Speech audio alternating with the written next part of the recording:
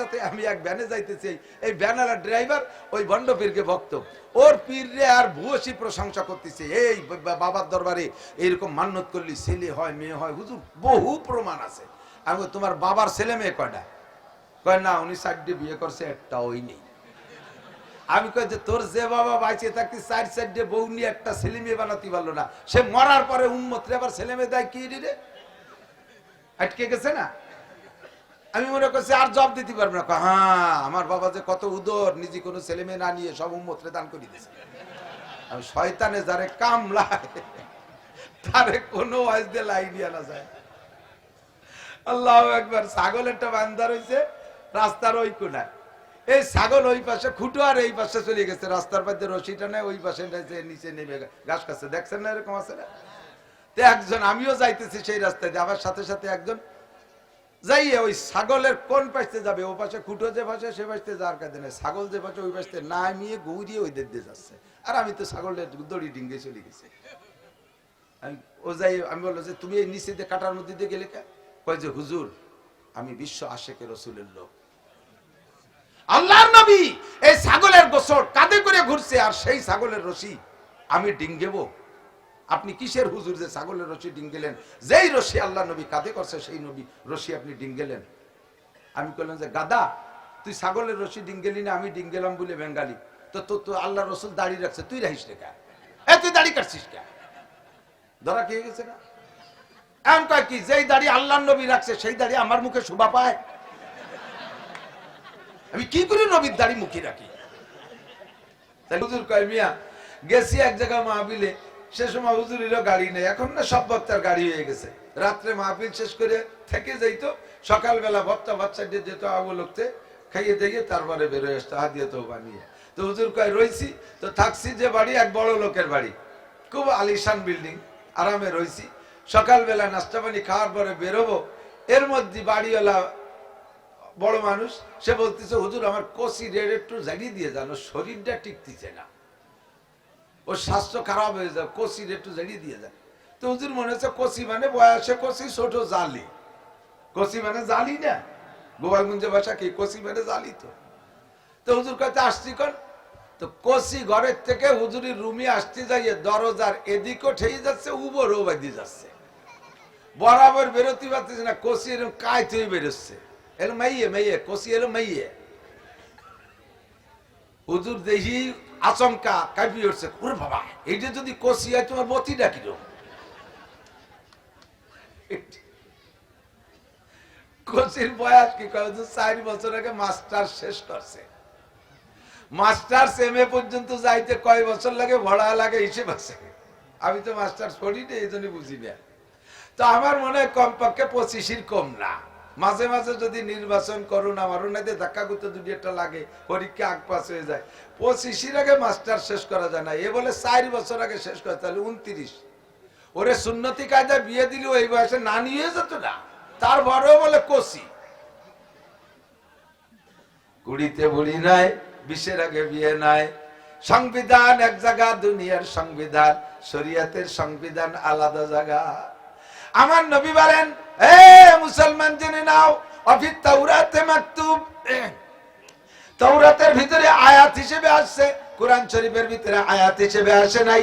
আমি তাওরাতের ওই আয়াতটা বড় পছন্দ করেছি, তাওরাত থেকে সংগ্রহ করে তোমাদের জন্য হাদিস হিসেবে রেখে গেলাম।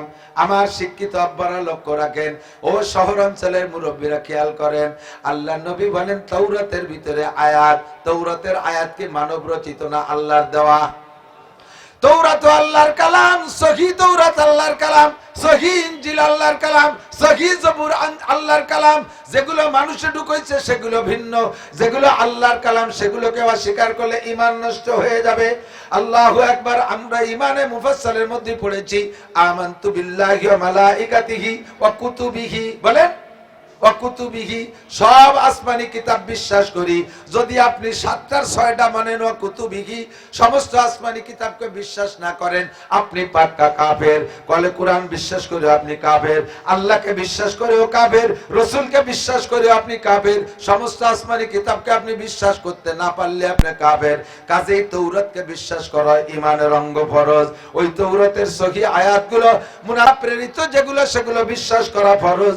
তার ভিতরে একটা আয়াত আছে, হুজুর বলেন তৌরাতের একটা আয়াত, সেখান থেকে আইনা আমি তোমাদের জন্য হাদিস হিসেবে রেখে গেলাম। মান বালাগাত ইবনাতুহু ইসনাতাই আশারাতা সানাতান, মিশকাত শরীফ খুঁজে দেখতে পারেন, কিতাবুন নিকাহ 2য় খণ্ডের ভিতরে আছে। মিশকাত শরীফ 2য় খণ্ড, আরবি মূল খণ্ডের 2য় খণ্ডের ভিতরে কিতাবুন নিকাহ বিবাহ চ্যাপ্টারের মধ্যে আছে। আল্লাহর নবী বলেন মান বালাগাত ইবনাতুহু ইসনাতাই আশারাতা সানাতান, যদি কোন আব্বার মেয়ের বয়স, যে আব্বার মেয়ের বয়স 12 বছর অতিক্রম করলো, 12 বছর পার হইয়া 12 থেকে 13তে গেলে 90% মেয়েরা সাবালিগায় পদার্পণ করে। এই 12 পার হয়ে যখন 13তে পদার্পণ করলো, আব্বাই যদি এই মেয়েকে বিয়ে না দেয়, বিয়ে দেওয়ার চেষ্টা না চালায়, আর জীবন ভরে তারে কষি রাখে, মাস্টার পাশের পরে, এরপরে বিসিএস পাস করায়, এরপরে আরো লেখাপড়া করাইয়া ডক্টর, ডাক্তার, ইঞ্জিনিয়ার বানাইয়া তারে বতী বানাইয়া ফেলে, জীবন ভরে বাপের কাছে মায়ের কাছে সন্তান কচি থাকে, এই বয়স পর্যন্ত তাকে পাইলে বসে রাখছে, তারে বিয়ে দেয় না। ফাসাবাত ইসমান, আর এই মেয়েটা তার যৌন ক্ষুধা মেটানোর জন্য অন্যায় পথ বেছে নিয়েছে, বিবাহের অভাবে সে অন্যায় পথ বেছে নিয়েছে। আল্লাহ নবী বলেন ফা ইসমুহা আলা আবিহে, সেই মেয়েটা জীবনে যত গুনাহ করবে বিবাহের আগ পর্যন্ত, সব গুনাহ তার আব্বার আমলনামায় জমা হবে। কুড়িতে বুড়ি নয়, বিয়ে কি বলে, কুড়িতে বুড়ি নয়, 20-এর আগে বিয়ে নয়, এইটা মানব রচিত স্লোগান। মানব রচিত স্লোগান বাদ দেন। সারে দুনিয়া হো মুখালিফ ফির না কোই নুকসান হ্যায়, सारे दुनिया हो मुखालिफ फिर न कोई नुकसान है, खूब नहीं कुछ गम नहीं जब रहमत रहमान है, खूब नहीं कुछ गम नहीं जब रहमत रहमान है। কে কি বললো দেখার বিষয় না, শোনার বিষয় না, আমার আল্লাহ কি বললেন, রাসূল কি বললেন, ওইটাই আমার দেখার বিষয়। সিদ্দিকা আয়েশা রাদিয়াল্লাহু তাআলা আনহা 18 বছর বয়সে বিধবা হয়েছেন। 9 বছর বয়সে আল্লাহ তাকে এমন সুঠাম বডির অধিকারী করে দিয়েছেন, 9 বছর বয়সে নবী পাকের ঘরে হুবহু স্ত্রী হিসেবে হুজুরের ঘরে অবস্থান করেছে। হযরত নবী পাক সাল্লাল্লাহু আলাইহি ওয়াসাল্লাম সাহাবায়ে কিরামদেরকে নিয়ে বসে একদিন নিজের অভিব্যক্তি ব্যক্ত করতেছেন। এই দুনিয়া, এটা ভালো, ওটা ভালো, সেটা ভালো, মক্কা ভালো, মদিনা ভালো, আমেরিকা ভালো, চীন ভালো, জাপান ভালো, রাশিয়া ভালো, দালান ভালো, কোটা ভালো, গাড়ি ভালো, বাড়ি ভালো, সব ভালোর মধ্যে তোমাকে এক একজনের এক একটা ভালো লাগে। হুব্বিবা ইলাইয়া মিন দুনিয়াকুম সালাস, এই দুনিয়ার কিচ্ছু আমার ভালো লাগে না, আমার মাত্র 3টে জিনিস ভালো লাগে। কয়টা? হুজুরকে আমার 3টে জিনিস ভালো লাগে। 1 নম্বরে আত্মীব, সুগন্ধি ভালো লাগে, আতর ভালো লাগে, আত্মীব আমার ভালো লাগে। 2 নম্বরে আলমার আত, নারী জাতি আমার ভালো লাগে, নারী জাতি আমার ভালো লাগে। এদিক তাকান, নারী জাতি আমার ভালো লাগে, এর মানে হলো মাকে মা হিসেবে ভালো লাগে, দাদিকে দাদি হিসেবে ভালো লাগে, নানিকে নানি হিসেবে ভালো লাগে, বোনকে বোন হিসেবে ভালো লাগে, স্ত্রীকে স্ত্রী হিসেবে ভালো লাগে, মেয়েকে মেয়ে হিসেবে ভালো লাগে। নারীরা অসহায়, নারীরা দুর্বল, নারীরা অসহায়, নারীরা দুর্বল, এই জন্য আমি নারী জাতির পক্ষে নারী আমার ভালো লাগে। 3 নম্বরে ওয়া কুররাতু আইনি ফিস সালাত, আমার নামাজ ভালো লাগে, নামাজের মধ্যে দাঁড়াইলে আমার দিলটা ঠান্ডা হয়ে যায়, কলিজাটা শীতল হয়ে যায়, নামাজে দাঁড়াইলে চক্ষু ঠান্ডা হয়ে যায়, আমার নামাজ ভালো লাগে। 3টে জিনিস ভালো লাগে। হুজুর এই বক্তব্যটা যেদিন দিয়েছিলেন, ওই দিন হুজুরের ঘরে স্ত্রী নাই। এর কয়েকদিন কিছুদিন আগে খাদিজাতুল কুবরার ইন্তেকাল। হুজুরের স্ত্রী নাই, স্ত্রী শূন্য অবস্থায় ব্যক্ত করলেন আমার নারী জাতি ভালো লাগে। অন্য যারা আছে তাদেরকে তো তাদের কায়দায় ভালো লাগে, কিন্তু স্ত্রী ভালো লাগে, সেই স্ত্রী তো ঘরে নাই। ফাকামা আবু বকর, আবু বকর দাঁড়িয়ে গেলেন। ফাকালা সাদাকতা ইয়া রাসূলুল্লাহ, সত্য কথা বলেছেন আল্লাহর নবী, আপনার মধ্যে 3টে গুণ আমরা সর্ব অবস্থায় দেখে আসছি, উপলব্ধি করেছি, আপনার মধ্যে 3টে গুণ আছে। ওয়া হুব্বিবা ইলাইয়া মিনাদ দুনিয়া সালাস, আমারও দুনিয়ায় 3টে জিনিস ভালো লাগে। আবু বকর কয় আমারও 3টে জিনিস ভালো লাগে। বলো আবু বকর কি? কয় 1 নম্বরে আন-নাজরু ইলা ওয়াজহিকা, আপনার নূরানি চেহারার দিকে তাকায় থাকতে মনে চায়। আপনার নূরানি চেহারার দিকে তাকাইলে ক্ষুধা থাকে না, পিপাসা থাকে না, টেনশন থাকে না, দুশ্চিন্তা থাকে না, ভয়ও থাকে না, দুনিয়ার কোনো কিছু থাকে না। যদি আপনি বসে থাকতে পারেন, আমি বছরের পর বছর রোজা রাখতে পারি, সওমে বিশাল করতে পারি, আমার খানার কোনো চাহিদা থাকে না। আপনার নূরানি চেহারা থেকে আমার পেটের মধ্যে খাদ্য আসে, আমি একটানা আপনার দিকে তাকায় থাকতে পারি। আর নাজরু ইলা ওয়াজহিকা। 2 নম্বরে ওয়া ইনফাকু মালি আলা আমরিকা, আপনার হুকুমে আমার জীবনের সমস্ত অর্জন, যত ইনকাম করেছি সব ইনকাম আল্লাহর রাস্তায় খরচ করে দিতে ভালো লাগে। আপনি বলবেন যে আবু বকর সব দাও, আমার সব দিতে ভালো লাগে। আপনি না বললে এমনি চাইলেও আমার দিতে ভালো লাগে, আর যদি একবার বলেন সব দাও, সব ভালো লাগে। তবুকের যুদ্ধ, হ্যাঁ মনে রাখেন, তবুকের যুদ্ধে কালেকশন করেছেন আমার উলামায়ে কেরাম, মনে রাখবেন। কালেকশন নবীর সুন্নাত। মসজিদে নববীতে 460 জন সাহাবী লেখাপড়া করতেন, একে বলা হয় আসহাবে সুফফা। এই আসহাবে সুফফার জন্য নবী আলাইহিস সালাতু ওয়াসালাম কালেকশন করতেন সাহাবাদের ভিতর দিয়ে। মদিনার খেজুরওয়ালাদেরকে, বাগানওয়ালাদেরকে বলতেন, প্রত্যেক 10 কান খেজুরের 1 কান খেজুর মসজিদে নববীতে রেখে যাবা, আমার এই মাদ্রাসার ছাত্ররা খাবে। তারা তাই খেয়েই লেখাপড়া করেছেন। বহুত মাদ্রাসা ইদানিং খুব উন্নত মানের মাদ্রাসা করতেছে যারা কালেকশন বিমুখ। আমি এর বিলকুল বিরোধিতা করি। যেই মাদ্রাসার, যে এলাকার মাদ্রাসায় আঞ্চলিক পাবলিকের মধ্যে কালেকশন নাই, সেই এলাকার ওই মাদ্রাসার থেকে পাবলিকের উপকার কম হয়, পাবলিক উপকৃত হতে পারে না। উলামায়ে কেরাম এস্টাবলিশ 4000, 5000, 10000 টাকা ছেলেদের কাছ থেকে নিয়ে বইছে, জায়গায় বসে পড়াচ্ছে, উম্মতের কোনো ফিকির নাই। আর যদি উম্মতের কাছে দোকানে দোকানে, বাড়ি বাড়ি কালেকশন, সদকা, ভেতরা, মান্নত, খয়রাত, মুষ্টি চাউল, ইটা ওটা কালেকশনের জন্য বারবার যাওয়া আসা হইতো, তাহলে আলেমদের সাথে উলামা, সাধারণ পাবলিকের একটা মুমারাসাত, একটা তালুক, একটা সম্পর্ক হইতো, একটা মিল মুহাব্বত হইতো, উম্মত উপকৃত হতে পারতো বেশি। পাশাপাশি আর একটা বিষয়, কথা হবে না, পাশাপাশি আর একটা বিষয়, এদিক থেকে কথা এসে গেল, আমার মনে আছে, জায়গায় চলে যাবো ইনশাল্লাহ, ভয় নাই। দারুল উলুম দেওবান যখন প্রথম হয়, তখন এই কালেকশনের মাধ্যমে মাদ্রাসা মুষ্টি আটা কালেকশন করে। বাংলাদেশে তো মুষ্টি চাউল, ও জায়গায় মুষ্টি আটা কালেকশন করে। তো এই প্রত্যেক সপ্তাহে শুক্রবারে কালেকশন করে। এই কালেকশন দেখে একজন পয়সাওয়ালা ধনী মানুষ, উনার খুব মাইন্ডে লাগছে। আইসে নানুতুবি রহমাতুল্লাহ আলাইকে বলতেছে, হুজুর, আল্লাহর দিন বড় দামি দিন, আর আপনাদের কাছে শুনেছি ইয়াদুল উলিয়া খায়রুম মিন ইয়াদিস সুফলা, উপরের হাত নিচের হাতের চেয়ে ভালো। তে আপনার এই মাদ্রাসার ছাত্ররা কোরআন হাদিস পড়ে, এরা সপ্তাহে বাড়ি বাড়ি ভিক্ষে হইরে বেড়ায়, আমার এটা ভালো লাগে না। হুজুর কাছে খাবে কি? সরকার তো টাকা পয়সা দেন না, রেখে তো জায়গা জমি নেই, খাবে কি রে? কয় যে হুজুর, আপনার 1 বছরে কত আটা লাগে, 1 মাসে কত আটা লাগে, আপনার সারা বছরের সম্পূর্ণ আটা আমি দিয়ে দেব। কথা না বলি ভাই, আপনার তো দায়িত্বশীল মনে হয়, কথা বলেন না। বাড়ি জরুরি হলে মাই কি বলেন, সবাই শুনি, আর না হলে একটু শরীর কর এদিক। তো লক্ষ্য করি, কয় যে আমি সারা বছরে সব আটা দেবো, একটু সুবহানাল্লাহ বলবেন না? এমন একজন বড় ডোনার পাইলে তো আমরা খুশিতে নাচি। এই তালবি আলিমরা মহল্লায় কালেকশন করতে যাইতে পারবে না। নানুতুবি রহমাতুল্লাহ আলাইহি খুশি হইয়া তাকে সাবাস দিয়ে বললেন যে, বাবা, কালকে তোমাকে বলবো আমি কালেকশন বন্ধ করে দে, তোমার আটা নেব নাকি নেব না, কাল বলবো, আমার রাত্রে একটু পরামর্শ আছে। লোকটা বিদায় দিয়া উনি রাত্রে পরামর্শ করবেন কার সাথে? মাদ্রাসার হুজুরদের সাথে না, কমিটির কাহারোর সাথে না, মহল্লায় যারা আটা দেয় তাদের সাথে পরামর্শ। তো প্রথমেই গেছে এক বুড়ির বাড়ি, যাইয়ে বুড়িরে বলতেছে, বুড়ি, তোমাকেও কপাল ভালো, আমাকেও কপাল ভালো, আল্লাহ বাঁচাইছে, আমার তালবি আলিম আর তোমাকে বাড়ি বাড়ি দাঁড়ে দাঁড়ে শুক্রবারে আইসে তোমাকে এই দরজা নাড়ানাড়ি করবে না, আটা চাবে না, কালেকশন করবে না। আল্লাহর রহমতে এক বড় লোক আমাকে সারা বছরের আটা দিয়ে দেবে।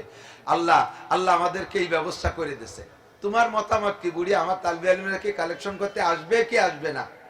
বুড়ি বেলায় কান্দে দিতেছে, আমরা পাবলিক মূর্খ মানুষ, আমরা লেখাপড়া জানি না, কোরআন হাদিস পড়তে পারি না, নামাজ কালাম ভালো পারি না। তোমার মেহমান তালবি আলিমকে একটু আটা খাওয়াই একটু বেচতের আশা করছিলাম, তুমি বড় লোকের আটা ভাইয়া আমাকে আটা মন ধরে দিলে। তা যাও, তোমার হুজুরকে নিয়ে আর বড় লোককে নিয়ে বেচতে যাও, আমরা গরিব মানুষ আর বেচতে যাবো না। বুড়ির কান্না দেখে কাসেম নানু তুমি কয়, বুড়ি, যদি সারা পৃথিবী আমার দেওবন্দ মাদ্রাসার নামে লিখে দেয়, তবুও তোমাদের বাড়ি থেকে আটা কালেকশন চলবে। এই কালেকশনের মাধ্যমে এলাকার গরিব মানুষ, সাধারণ মানুষ, পাবলিক মানুষ এরা কিছু কিছু দিয়া উলামায়ে কেরামের সাথে সম্পর্ক রাখে, একদিন এগুলো কাজে লাগবে ইনশাআল্লাহ। কথা বলেন ঠিক কি ঠিক না? মাদ্রাসা যতই পয়সা নেন আর যা করেন, উম্মতের কাছে কালেকশন করেন।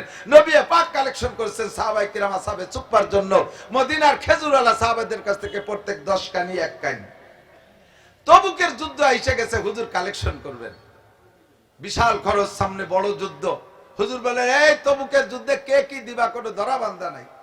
আজকে হযরত উসমান রাদিয়াল্লাহু আনহু কয়, হ্যাঁ আবু বকরের সাথে কোনোদিন পারি না, আজকে মুরব্বিরে পিছে ফেলাবো। কারণ উসমানের পয়সা আছে, উসমানের বিশাল সম্পদ। শাম থেকে উসমানের মালবাহী উট রওনা দিছে, একটা উটের লেজ আর একটা উটের মুখ, এভাবে একের পর এক প্রত্যেকটা উট মালবাহী। সামনের উটটা মদিনায় চলে আইছে, পিছনের উটটা এখনো শাম ছাড়তে পারে নাই, সিরিয়া ছাড়তে পারে নাই। এরকম এক রুটে না, বহু রুটে হযরত উসমানের ব্যবসা। তাহলে কি পরিমাণ মাল হযরত উসমানের। উসমান কয়, আবু বকরের সাথে কোনো জায়গা পারি না, নামাজে পারি না, রোজায় পারি না, হিজরতে পারলাম না, কোনো তাই পারি না, আজকেই খেলা হবে। উনি কয়, হুজুর আমার টোটাল সম্পদের 3 ভাগের 1 ভাগ তবুকের যুদ্ধে দান করে দিলাম। কি পরিমাণ মাল হতে পারে। তারিখের কিতাবে লেখে, এক উসমানের এই 3 ভাগের 1 ভাগ মালে যে পরিমাণ মাল হয়েছে, তবুকের যুদ্ধের মতো 10টা যুদ্ধ সম্পূর্ণ খরচ বহন করতে পারে, এত পরিমাণ হয়েছে। তো হযরত উসমান দিয়ে তো খুশিতে একটু আনন্দিত।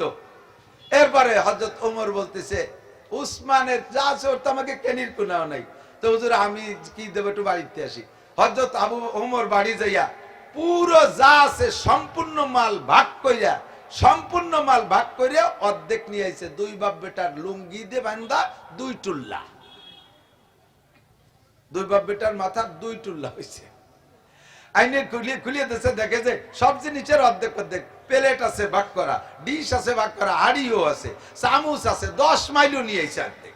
10 মাইল ছিলেন তো, হাড়ি বাজে বাজে একটা অর্ধেক দিয়ে দিয়েছে হযরত ওমর। এবার হযরত আবু বকর কা, হুজুর আমি বাড়িতে আসি। হযরত আবু বকর বাড়ি যাইয়া বাড়ির সবাইরে কইছে, যার যার পরনের কাপড়টা পরো, আর বাকি যা আছে সব খুলে লুঙ্গির মধ্যে দাও। পুরো সংসারে যা গুছাইছে তাতে আবু বকরের 1 লুঙ্গির 1 টুল্লা হইছে। জি নেই চামচ, খুন্তি মুন্তি যা আছে, খিটুনি মিটুনি সব দিয়ে 1 টুল্লা হইছে। আইনি সামনে দেখে যে সংসারে সব নিয়েছে। হুজুরকে, আবু বকরে কি করছে, বাড়ি কি আছে? হযরত আবু বকর কয়, तमाम दुनिया देख के भी सब रह गए मेरे लिए, तमाम दुनिया देख के भी सब रह गए मेरे लिए, एक खुदा मेरे लिए, एक मुस्तफा मेरे लिए, एक खुदा मेरे लिए, एक मुस्तफा मेरे लिए। সংসারের কিচ্ছু রাখি নাই, পরনের কাপড় ছাড়া কিচ্ছু রাখি নাই, আমার সব আমি নিয়ে আসছি। বাড়ি রাখলেন কি? সব কিছু দেওয়ার পর আমার সব রয়ে গেছে। এক খুদা মেরে লিয়ে, এক মুস্তাফা মেরে লিয়ে। এই দানের কারণে যদি এক আল্লাহ আমার হয়ে যায়, মুহাম্মদুর রাসূলুল্লাহ যদি আমার হয়ে যায়, তাহলে দিন দুনিয়ার সবই আমার আছে। জোরে কন্না সুবহানাল্লাহ। ও দোস্ত, আবু বকরের মাল 1 লুঙ্গির 1 টুল্লা, ওমরের মাল অর্ধেকে 2 লুঙ্গির 2 টুল্লা, আর হযরত উসমানের 3 ভাগের 1 ভাগে তবুকের যুদ্ধের মতো 10টা যুদ্ধ পরিচালনা পরিমাণ সম্পত্তি। এবার আপনারা বলেন তো, সবচেয়ে বেশি দেশে কে? আবু বকর। পার্সেন্টে যান, পার্সেন্টে এখন তো পার্সেন্টের অঙ্ক চলে। পার্সেন্টে আবু বকর 100 দিয়ে দিয়েছে, ওমর সেকেন্ড সে দিয়েছে 50 অর্ধেক, আর হযরত উসমান যতই বেশি দিক 3 ভাগের 1 ভাগ, ঠিক না? হযরত আলী কয়, আমি কি দেব, আমার কিছুই নাই। আলীর আর কিছু নাই। আলী কয়, আমি আমারে দিয়ে দিলাম, আমি আমাকে দিয়ে দিলাম সম্পূর্ণ। 4 জনের 4 আমল, ঠিক না? 4 জনের 4 আমল। হযরত আলী রাদিয়াল্লাহু তাআলা আনহুর ছেলে হযরত হুসাইন রাদিয়াল্লাহু তাআলা আনহু কারবালার ময়দানে যিনি শহীদ হয়েছেন। হযরত হুসাইন কারবালার ময়দান পর্যন্ত, কারবালার ময়দান পর্যন্ত এই 4 বুজুর্গর 4টা আমলের সুন্নতের পর আমল করেছেন। ওনার একবার সম্পূর্ণ সম্পদ যা হয়েছিল ওইগুলো সব আল্লাহর রাস্তায় দান করে দিয়েছে। কয় যে আবু বকর সব দান করে দিয়েছে, আমি আবু বকরের সুন্নতের অনুসরণ কইরা আমার টোটাল ইনকাম সব আল্লাহর রাস্তায় দান করে দিলাম। আবার ইনকাম শুরু শুরু করছে, কিছুদিন যাইতে যাইতে যা ইনকাম হইছে এবার তা অর্ধেক কইরা, অর্ধেক আল্লাহর রাস্তায় দান করে আর অর্ধেক রেখে দিয়ে কয় এবার আমি হযরত ওমরের সুন্নতের পর আমল করলাম। তবুকের যুদ্ধে ওমর অর্ধেক দিয়েছিল, আমি আজকে অর্ধেক দিয়ে দিলাম। কিছুদিন যাওয়ার পরে যা ইনকাম করেছে ওইটারে 3 ভাগ কইরা, এবার 3 ভাগের 1 ভাগ আল্লাহর রাস্তায় দান করে দিয়ে কয় আমি এবার হযরত উসমানের সুন্নতের পর আমল করলাম। উনি তবুকের যুদ্ধে 3 ভাগের 1 ভাগ দিয়েছিলেন। এবার কারবালার ময়দানে যাওয়ার সময় সবাই উনারে ঠেকায়, সাথীরা সাহাবায়ে কিরাম অধিকাংশ উনারে ঠেকাইছে, যাইতে দেয় না। কয় হুজুর আপনি টিকবেন না, আপনারে মেরে ফেলবে। কয় আমি আমার আব্বার সুন্নতের পর আমলে যাইতেছি। আমার আব্বা আল্লাহর রাস্তায় নিজের জীবন দিয়েছে, আব্বার কোনো মাল ছিল না, আব্বা নিজেকে দিয়ে দিয়েছে, আমি এই কারবালার ময়দানে নিজেকে দিয়ে দিলাম। আমি সাইর মুরব্বির সুন্নতের পর আমল করলাম। মান তাশাব্বাহা বিকওমিন ফাহুয়া মিনহুম, যার সাথে যার মিল হবে তার সাথে তার হাসর হবে। একটু কন্যা সুবহানাল্লাহ। এ বন্ধু, হযরত আবু বকর বলেন আমার 3টি জিনিস ভালো লাগে। 1 নম্বরে আন-নজরু ইলা ওয়াজহিকা, আপনার নুরানি চেহারা দেখতে ভালো লাগে। 2 নম্বরে ওয়া ইনফাকু মালি আলা আমরিকা, আপনার হুকুমের সমস্ত মাল আল্লাহর রাস্তায় দান করে দিতে ভালো লাগে। 3 নম্বরে আইয়াকুনা বিনতি ফি বাইতিক, 3 নম্বরে ভালো লাগে আমার একটা মেয়ে যদি আপনার স্ত্রী বানাই দিতে পারতাম। আপনি যে নারী জাতি পছন্দ করেন, অন্য সব নারী যা আছে, স্ত্রী নারী আপনার ঘরে নাই, এই গ্যাপটা যদি আমার একটা কন্যা দিয়ে পূরণ করে দিতে পারতাম তাহলে আমার দিলটা ঠান্ডা হইতো। দিনের বেলা আবু বকর এই প্রস্তাব রেখেছেন, রাতের বেলা হযরত নবী পাক স্বপ্নে দেখতেছেন ফাজা জিবরাইল, জিবরিল আলাইহিস সালাম আসছে। মিশকাত শরীফের ভিতরে দেখবেন, হাদিসের সব কিতাবের মধ্যে আছে, জিবরিল আলাইহিস সালাতু ওয়াস সালাম একটা রেশমি কাপড়ের গায়ে একটা মেয়ের ছবি আইকা, একটা মেয়ের ছবি বানাইয়া নবী পাককে দেখাইতেছেন, ইয়া রাসূলুল্লাহ তারিফু মান হাযিহি, হুজুর এই মেয়েটারে চেনেন? হুজুর বলতেছেন চেনা চেনা তো মনে হয়, সাতাকুনু বিনতে আবি বকরিন আয়েশা, আবু বকরের মেয়ে আয়েশার মতো মনে হয়। কলা সাদাক্তা, জি হুজুর আয়েশা। আজকে রাতে এতটুকু দেখা করাইয়া চলে গেছে, আর কথা বলাই নাই। দ্বিতীয় রাতে আবার দেখাইছে, তৃতীয় রাতে আবার দেখাইছে, কন্যা সুবহানাল্লাহ। তৃতীয় রাতে দেখানোর পরে এবার হযরত জিবরিল আলাইহিস সালাম নিজেই রায়বাড়ি করতেছেন, ঘটকালি করতেছেন, ইয়া রাসূলুল্লাহ তুহিব্বুহা, হুজুর মেয়েটারে কি পছন্দ হয়? হুজুর বললেন পয়লা নাম পছন্দ তো হয়, ওয়ালাকিন্নাহা সুগরা, বয়স তো কম, মাত্র 6 বছর। কয় বছর? আমার বয়স 50-এর বেশি, মেয়েটার বয়স 6 বছর। এত ছোট মেয়ে পছন্দ করে কি হবে? 6 বছরের মেয়ে আমি পছন্দ করব, বুড়ো মানুষ। আমার নাতনি নাতিকে বয়সী। হুজুর সেটা পরে, আগে পছন্দ হয়নি কি কন? হ্যাঁ, তার আব্বারও পছন্দ হয়, তার ফ্যামিলির সবাই যে পছন্দ হয়, মেয়েটাকে পছন্দ হয়। ঘটনা কি? জিব্রাইলকে হুজুর 3 দিন আগে আপনার আবু বকর বলেছিল তার একটা মেয়ে আপনার স্ত্রী বানায় দিতে পারলে আবু বকরের কলজা ঠান্ডা হয়। আর সে আজিমের মালিক আবু বকরের ওই কথাটা কবুল করে নিছে। উপরে রেজিস্ট্রি হয়ে গেছে, আর সে আজিমে লেখা হয়ে গেছে, দিনের বেলা আপনি আয়েশাকে বিয়ে করে নেবেন। সিদ্দিকা আয়েশা রাদিয়াল্লাহু তাআলা আনহা বলেন, হুজুরের সব স্ত্রীর সাথে হুজুরের সম্পর্ক ভালো ছিল, কিন্তু আমার একটু পার্সোনালিটি আলাদা আছে, যেটা অন্য কোনো নারীদের নাই। সেটা কয়েকটা দিক দিয়ে। একটা হলো আমার বিবাহের প্রস্তাব স্বয়ং আল্লাহ পাক রব্বুল আলামিন পাঠাইছে।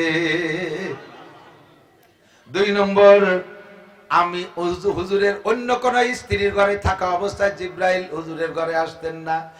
হুজুরের সাথে যদি হুজুরের অন্য কোন স্ত্রী ঘর করতেছেন, অন্য কোন স্ত্রীর ঘরে হুজুর, ওই অবস্থায় জিব্রাইল বাইরে এসে ঘোরাঘুরি করতো ওহী নিয়া।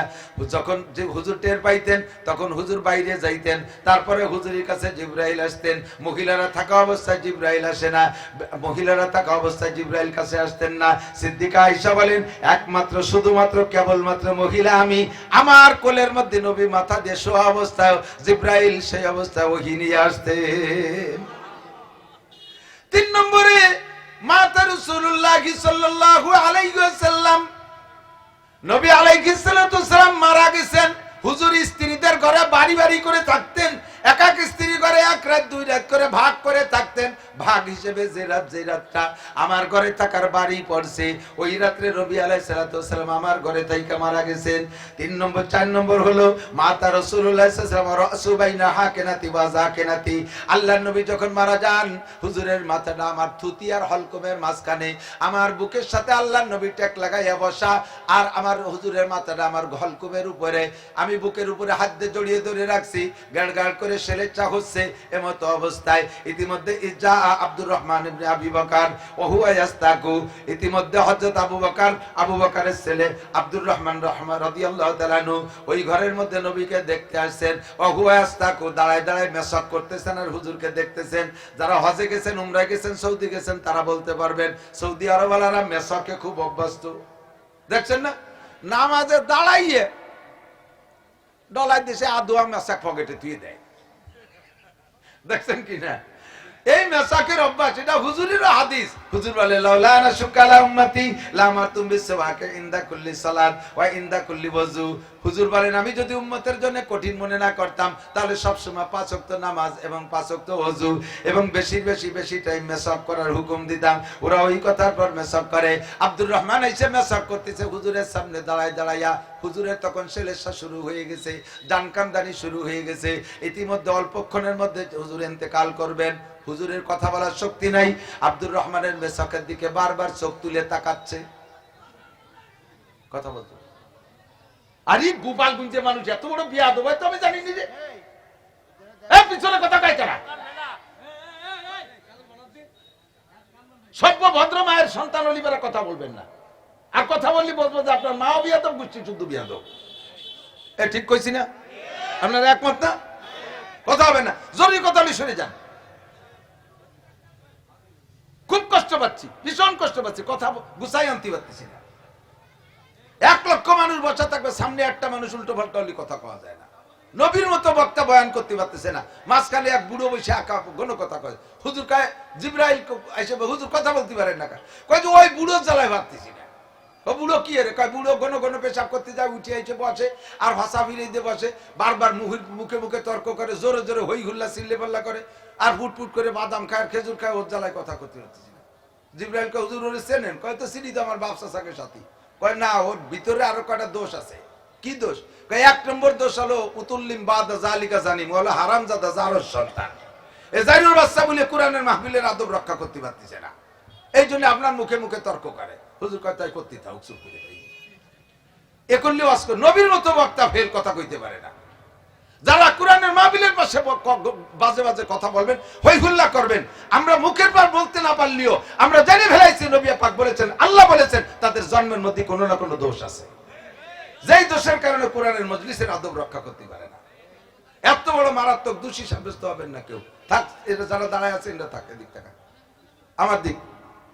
আল্লাহ জিবরিল আলাইহিস সালাতু ওয়াস সালাম কি বলে, হযরত আব্দুর রহমান ইবনে আবু বকর মেসাক করতেছে। এই মজার কথা এদিকে খেয়াল করেন মুরব্বিরা। তো আব্দুর রহমান মেসাক করতে করতে যখন আসছে, হুজুর বারবার তাকাচ্ছে, কিন্তু মুখ দিয়ে বলবে যে আব্দুর রহমান মেসাক দেয় শক্তি নাই, বারবার তাকানো দেখা সিদ্দিকা আয়েশা টের পাইছে। হুজুরকে বলতেছে ইয়া রাসূলুল্লাহ তাস্তাকু, হুজুর মেসাক করবেন, হুজুর মেসাক করবেন। হুজুর চোখ দিয়ে ইশারা দিলেন মেসাক করব। আয়েশা বললেন আব্দুর রহমান তাড়াতাড়ি যাও মেসাক নিয়ে আসো। আমার নবীর জিন্দেগিতে আমার কাছে যা চাইছে আমি এ পর্যন্ত দেই নাই, এমন কিছু নাই আমার সাধ্য মতে। আজকে মরণকালে হুজুরকে যদি মেসাক না দিতে পারি, আমার এই শোক আমি মিটাইতে পারবো না। এই শোক নিবারণের কোনো উপায় নাই, তুমি তাড়াতাড়ি মেসাক আনো। আব্দুর রহমান মারছে দৌড় মেসাক আনতে। ইতিমধ্যে আয়েশার মাথার মধ্যে আর একটা ঢুকছে, আরে মেসাক নিয়ে আসতে আসতে যদি নবী ইন্তেকাল করে তাহলে তো মেসাক দিতে পারলাম না, কি হবে? আব্দুর রহমান তোমার মেসাকের এক পাশ চাবাইছো, আর এক পাশ ভালো আছে তো? বলে হ্যাঁ ভালো আছে। তাই ভাই তুই ওই পাশ দে, চাবানো পাশ থাক। ভালো পাশ হুজুরকে দিলেন। হুজুর চাবাইয়া নরম করবে এই শক্তি হুজুরের দাঁতে নেই। হুজুর ইশারা করলেন আয়েশা তুমি চাবাই দাও। হযরত আয়েশা মেসাক চাবাইয়া আব্দুর রহমানকে বললেন আব্দুর রহমান পানি আন, তাড়াতাড়ি ধুয়ে দেই। মেসাক চাবাইলে লালা যায় না মেসাকের মধ্যে? এটা তো ঘৃণা করাই স্বাভাবিক, একজনের মেসাক আর একজনের। তাড়াতাড়ি যা পানি আন। আব্দুর রহমান পানি আনতে রওনা দিছে। হুজুর বলতেছে, হুজুর ইশারা করে বলেন আয়েশা মেসাক ধুইও না, ওই অবস্থায় দাও। সিদ্দিকা আয়েশা বলেন মাতা রাসূলুল্লাহ সাল্লাল্লাহু আলাইহি ওয়াসাল্লাম রিকুহুমারিকি, নবী পাকের আমার পার্সোনালিটি যেগুলো তার ভিতরে অন্যতম আরেকটা হলো নবী যখন ইন্তেকাল করেছেন, মরণকালে মৃত্যুর সময় আমার থুক আর রসুলের থুক, আমার লালা আর আল্লাহ নবীর লালা মেসাকের মাধ্যমে এক হয়ে গেছে নবী পাকের মুখের ভিতরে। হুজুর ওই অবস্থায় ওই মেসাক করলেন, হাদ্য নাড়ানো ক্ষমতা নাই। আয়েশাকে বললেন তুমি ডইলা দাও। এ পাশ থেকে ও পাশে নিয়ে 3 বার মেসাক করতে করতে ইতিমধ্যে আল্লাহ নবী উপর দিক তাকাইয়া একবার বলে উঠলেন, 3 বার বললেন আল্লাহুম্মা রফিক আল আলা, আল্লাহুম্মা রফিক আল আলা, আল্লাহুম্মা রফিক আল আলা। এই কথা বলার পরে আর নবী নাই। নবী পাক ইন্তেকাল করলেন। মাত্র হায়াত পাইছে হযরত আয়েশা। নবী পাকের জীবদ্দশায় নবী পাকের ঘরে হায়াত পাইছে মাত্র 9 বছর। এরপর আয়েশা আরো বেঁচে ছিলেন, কিন্তু নবী পাকের সংসারে হুজুরের সাথে দাম্পত্যে হায়াত পেয়েছেন মাত্র 9 বছর। 9 বছর বয়সে স্ত্রী হিসেবে ঘরে ঢুকছেন, আর 9 বছর বয়সে 18 বছর বয়সে বিধবা হয়ে গেছে। এত অল্প বয়স ছিল আয়েশার। ছোট মানুষদের ঘুম বেশি, কারণ রাতের বেলা হুজুর যখন শেষ রাত্রে উঠতেন তাহাজ্জুদের নামাজ পড়তে, আমি তো একই বিছানায় শোয়া, হুজুর উঠে আমারে ডাকতেন মুহাব্বতের সাথে, আয়েশা করে ডাকতেন না, ইয়া আইশ। আইশ মানে আরাম। আইশ মানে কি? আমাকে এই আয়েশা না কয়ে আইশ করে ডাকতেন, হে আরাম, হে আরাম, মুহাব্বতের সাথে ডাকতেন ইয়া আইশ। আমি কানে শব্দ যায়, কিন্তু ঘুমে জ্বালায় মুড়ামুড়ি উঠি না, খালি মুড়ামুড়ি করি। তো হুজুর ওযু বানায় আয়েশা, হুজুর ওযু বানায় আয়েশা, এরপরে আবার ডাকতেন, তাও উঠা উঠা ভাব দিয়ে বসেতে আবার শুয়ে পড়তাম।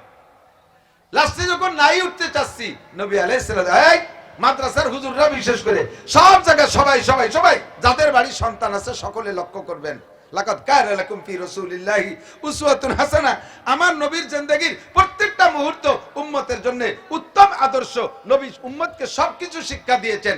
আয়েশা, হুজুর আয়েশা ওযু বানায় যখন আয়েশাকে ডাকলে না উঠতেন, হযরত নবী পাকের হাতে যে ওযুর বানানো ভিজে পানি, এইটা হুজুর হযরত আয়েশার মুখের উপরে হালকা চটকা দিতেন, তাতে অনেকদিন উঠে যেতেন। এরপরেও যদি না উঠতো, 2 ফোঁটা পানি চোখের 2 কেনিতে হালকা করে ছেড়ে দিতেন। পানি তো একটু ফাঁকা পানি ঢুকে যায়, পানি যখন চোখের মধ্যে ঢুকে যাইতো তখন চোখের কষ কেটে যেত। আয়েশা কয় তারপরে আমি সজাগ হয়ে যেতাম। মানুষকে ঘুম থেকে উঠানোর সুন্নাত আমার নবী শিক্ষা দিয়েছেন। আমার মাদ্রাসার হুজুররা বিশেষ করে হাফেজ সাহেব, কারি সাহেবরা লক্ষ্য করবেন, মাদ্রাসার হুজুররা শেষ রাত্রি পোলাপান গুলো ঘুমায় থাকে। ঘুমের ভিতরে 2 ধরনের সজাগ করে। সামনে ডেস্ক আছে, বড় লাঠি একখান, ডেস্কের উপরে ঠাস ঠাস করে বাড়ি মারে। ঘুমের ভিতরে এই শব্দটা তার কাছে মনে হয় যেন ইসরায়েলের বোমা। অতর্কিত ভাবে এই শব্দ কানে গেলে ছেলেগুলো কিন্তু দেখবেন দিঘারা হয়ে যায়। মানুষ যখন ঘুমায়, আমি কি অপ্রয়োজনীয় কথা বলছি নাকি? মানুষ যখন ঘুমায় তখন রুহুটা ভিতরে থাকে, নফস উড়ে চলে যায়। মানুষ রুহের মাধ্যমে জীবিত থাকে, আর রুহ আর নফস দুইটা, নফস আত্মা, নফস আত্মা। এই আত্মা আর রুহু এই দুইটা অ্যাডজাস্ট না হলে মানুষ হুশ হয় না, মানুষ জ্ঞান ফেরে না। রুহের কারণে জীবিত থাকে, আত্মা এসে রুহের সাথে সেট হওয়ার পরে মানুষ হুশ আসে। দেখবেন আপনার ঘরে যদি বাচ্চা থাকে, প্র্যাকটিক্যালে দেখেন, আপনার ঘরে ছোট বাচ্চা আছে, রাতের বেলা আব্বা মারা বাচ্চাদেরকে দইরা বিছানাতে উঠোই নিয়ে, ওরে ডাকে ডোকে না, দইরে নিয়ে বাইরে নিয়ে বা বাথরুমের ভিতরে নিয়ে চেন খুলে দেয়, ফ্যান খুলে দেয়, ওই জায়গা বসেও পেশাব টেশাব করে, আবার এনে শোয়াই দিয়েছেন। সকালবেলা জিজ্ঞেস করে, তোরে রাত্রি 2 বার উঠে বাইরে নিয়ে পেশাব করাইছি জানিস? আমি কোনোদিনও উঠিনি। কারণ ওর রুহুতে পেশাব করছে, ওর নফস আইতে পারে নাই, ওর নফস চলে গেছে আমেরিকা। সে জায়গাতে জো বাইডেনের মাইয়ে বিয়ে হয়ে সংসার করে ফেলতেছে। এই নফস আর রুহু অ্যাডজাস্ট হওয়ার আগে মানুষ হুশ হয় না। হুজুররা ডেস্কে যখন বাড়ি মারে, ঠাস ঠাস করে শব্দে লাফ দিয়ে উঠে যায়, ছেলেগুলো এরকম এরকম এরকম করতে থাকে। এতে ব্রেন খারাপ হয়ে যায়, এতে ব্রেন খারাপ হয়ে যায়। ঘরের দরজায় লাথি মারে, ঠাস ঠাস করে শব্দ করে, না উঠলে কান ধরে টান দিয়ে উঠে, হাত ধরে টান দিয়ে উঠে ফেলে। আপনি উস্তাদের যোগ্যই না, আপনার ভিতরে উস্তাদ হওয়ার যোগ্যতাই আসে নাই। আপনি ছেলেদেরকে উঠানোর নিয়ম জানেন না, নবী পাকের সুন্নতের তোয়াক্কা করেন না। কথা বলেন ঠিক ঠিক না? সুন্দর করে ভদ্রতার সাথে আস্তে আস্তে, বাবু ওঠো, বাবু ওঠো, আব্দুর রহমান ওঠো, আস্তে আস্তে মাথায় সুড়সুড়ি দেবেন, না উঠলে চোখের উপর একটা পানির শটকা দেন। যে এত মানুষের দেবো কে রে, আপনি আধা ঘন্টা আগে উঠে দিতে চাই, যদি তা না থাকে স্প্রে কেনেন, আস্তে আস্তে করে দেন, সুন্নতি তরিকায় ছেলেগুলো বেরেন ভালো থাকবে। যা বলতে যে শরীরে চলে আসি, হয়তো আয়েশা কয় আমার এমন ঘুম, এভাবে উঠতে চাইতাম না। দিনের বেলা যখন রুটি বানাবো বলে আটা সেনতে গেছি, ছোট মানুষ তো 9 বছরের মানুষের ঘুম বেশি, আটা সেনছি হুজুরের জন্য রুটি বানাবো, আটা সেনাও শেষ, কোন ফাঁকে আমি ঘুমাই গেছি তা মনে নাই, আটার মধ্যে হাত রেখে কাইতে ঘুমাই গেছে। সজাগ হয়ে দিয়ে যে সে ছাগলে হাতের আটা খাইয়ে চলে গেছে, তাও টের পাইনি। এত অল্প বয়সে আয়েশা সবচাইতে বেশি হাদিস মুখস্থ করেছে হযরত আয়েশা এবং হযরত আবু হুরায়রা। এই দুইজনের চাইতে বেশি আবু বকর, উমর, উসমান, আলী বড় বড় সাহাবারও এই পরিমাণ পারে নাই।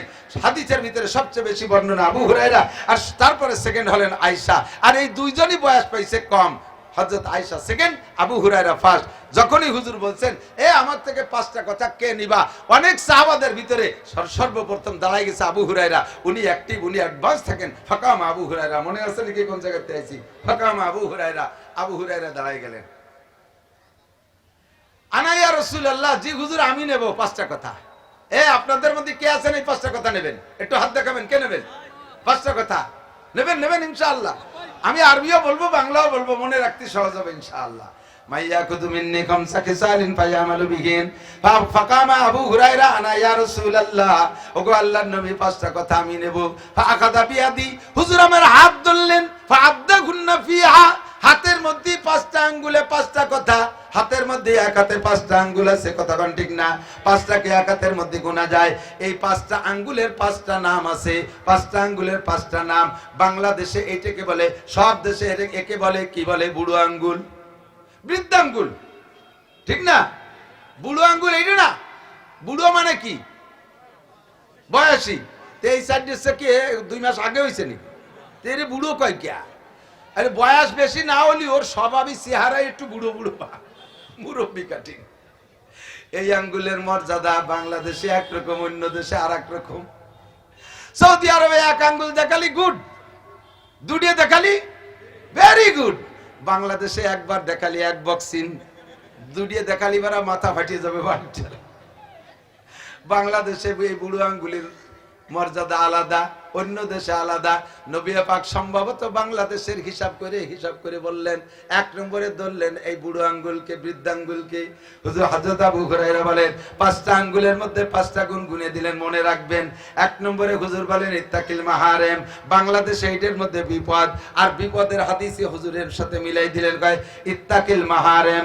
হে দুনিয়ার মানুষ, তুমি যদি সবচাইতে বড় আবেদ হইতে চাও, সবচেয়ে বড় বুজুর্গ হইতে চাও, এ আমার গোপালগঞ্জবাসী প্রাণ প্রিয় বন্ধুবার, আবাল বৃদ্ধ বনিতা, নারী আর পুরুষ, আমার পর্দার আড়ালের মা বোনরা, মাইকের আওয়াজ যত দূর যাইতেছে কান খাড়া করে শুনবেন। কথা যদি, প্রশ্ন যদি ছোট হয় উত্তর কিন্তু বড় হয়, প্রশ্ন যদি ছোট হয় উত্তর বড় হয়। লেখাপড়া জানেন যারা তারা সাক্ষী দেন, কতক্ষণ? প্রশ্ন যদি ছোট হয় অ্যান্সার বড় হয়। যেমন আমি কই, একটা প্রশ্ন পেপারে 1 লাইনে লিখে দিয়েছে, ছোট্ট প্রশ্ন, পুরো বইতে যা কিছু আছে সব লিখিয়া দাও। 1 লাইনই প্রশ্ন শেষ, 6 মাস লাগবে না লিখতে। প্রশ্ন ছোট উত্তর বড়। আবার প্রশ্ন যদি বড় হয় অ্যান্সার ছোট হয়ে যায়। প্রশ্ন পেপারে পুরো বই তুলে দিয়া, পুরো বই লেখা সব তুলে দিছে, প্রশ্নে নিচে লিখে দিছে ইহা সত্য না মিথ্যা, টিক দিলি হয়ে গেল, ঠিক না? প্রশ্ন ছোট যদিও তোমার মনে হচ্ছে। 1 নম্বরে ইত্তাকিল মাহারেম, নবী কয় যত হারাম আছে ছেড়ে দাও। যত হারাম আছে, জোরে বলেন, যত হারাম আছে ছেড়ে দাও। ইত্তাকিল মাহারেম, হারামকে ভয় পাও। তাকুন আবাদান নাস, তাহলে তুমি হবা সবচাইতে বড় আবেদ, তোমার চাইতে বড় বুজুর্গ নাই। ও দোস্তরে, ইবাদত করা সহজ, নামাজ পড়া সহজ, রোজা রাখা সহজ, হজ করা সহজ। হজ করলে হাজি কয়, যাকাত দিলে ডোনার কয়, নামাজ পড়লে মুসল্লি কয়, তবলিগে গেলে আমির কয়, কত কত উপাধি, বিভিন্ন রূপ কি বলা হয়, প্রশংসা আছে। মসজিদে দান করলে ডোনার কয়, মসজিদ নির্মাতা কয়, ইত্যাদি ইত্যাদি। বেশি বেশি তিলাওয়াত করলে ভালো কয়, বড় জামা যুব্ব পড়লে সুফি কয়। ইবাদত করা সহজ, ইবাদতের মধ্যে আলাদা ইন্টারেস্ট আছে। বন্ধুরে, ইবাদত করা যত সহজ, গুনাহ ছেড়ে দেওয়া তো সহজ না। নবী বলেন নাই সবচেয়ে বড় আবেদ হইতে হলে বেশি বেশি নামাজ পড়ো, বেশি বেশি জিকির করো, বা বেশি বেশি বারবার উমরায় যাও, বারবার প্রত্যেক বছর একবার হজে যাও, বছরে 2 বার উমরা করো, যাও বছরে 2টা চিল্লা লাগাও, প্রত্যেক বছর 2 বার চরমুনাই যাও, বেশি বেশি ডেলি 5-10 পারা তেলাওয়াত করো, সকাল সন্ধ্যা জিকির করো, লক্ষ লক্ষ কোটি কোটি টাকা দান করো। নবী কথা বলেন নাই, নবী কথা বলেন নাই, বড় আবেদ হওয়ার জন্য ইত্তাকিল মাহারেম, হারাম যা আছে ছেড়ে দাও। একটা একটা করে বুঝে নেন বন্ধু। আল্লাহ পাক রব্বুল আলামিন বলেন হারামেরও ক্লাসিফিকেশন আছে, ক্যাটাগরি আছে। কিছু হারাম এমন আছে যেই হারামে ঈমান নষ্ট করে ফেলে, যেই হারামে ঈমান নষ্ট করে ফেলে। কিছু হারাম এমন আছে ঈমান নষ্ট করে না, হাবিতাত আমালুহুম, ওই হারামে আমল বাতিল কইরা দেয়। আল্লাহ পাক বলেন হে বান্দা ভালো করে জেনে নাও, ইনতাজতানিবু কাবাইর, খেয়াল করছেন, ইনতাজতানিবুল কাবাইর মা নুকাম, ইনতাজতানিবুল কাবাইর মা তুনহাউনা আনহু নুকাফির আনকুম সাইয়্যাতিকুম ওয়া নুদখিলকুম মুদখালান কারীমা। আমার বন্ধু ভাই, আরে সারা বাংলাদেশে একরকম ওয়াজ করি, বাড়ির মধ্যে ওয়াজ একটু আমার ভিন্ন রকম। আপনার আমার অত্যন্ত মহব্বতের, কিয়ামতের ময়দানে যদি আমি মাওলানা নাসির জাহান্নামী হয়ে যাই, আপনারা আমার গোপালগঞ্জবাসী আমার জন্য কানবেন। আল্লাহ হুজুরের বয়ান শুনেছি, কত পরিবর্তন আমরা হয়ে গেছি, আমার হুজুর কেন দোজখে যায়, আপনাদের খারাপ লাগবে। আপনারা গোপালগঞ্জবাসী আমার মহব্বতের, যদিও প্রত্যেককে আলাদা আলাদা করে চিনে না রাখি, গোপালগঞ্জবাসী হিসেবে কিয়ামতের ময়দানে এই ভালোবাসার খাতিরে আপনার সাথে আমার সাথে চিনাচিনি হবে। আপনিও যদি দোজখে যান সেদিন আমার খারাপ লাগবে।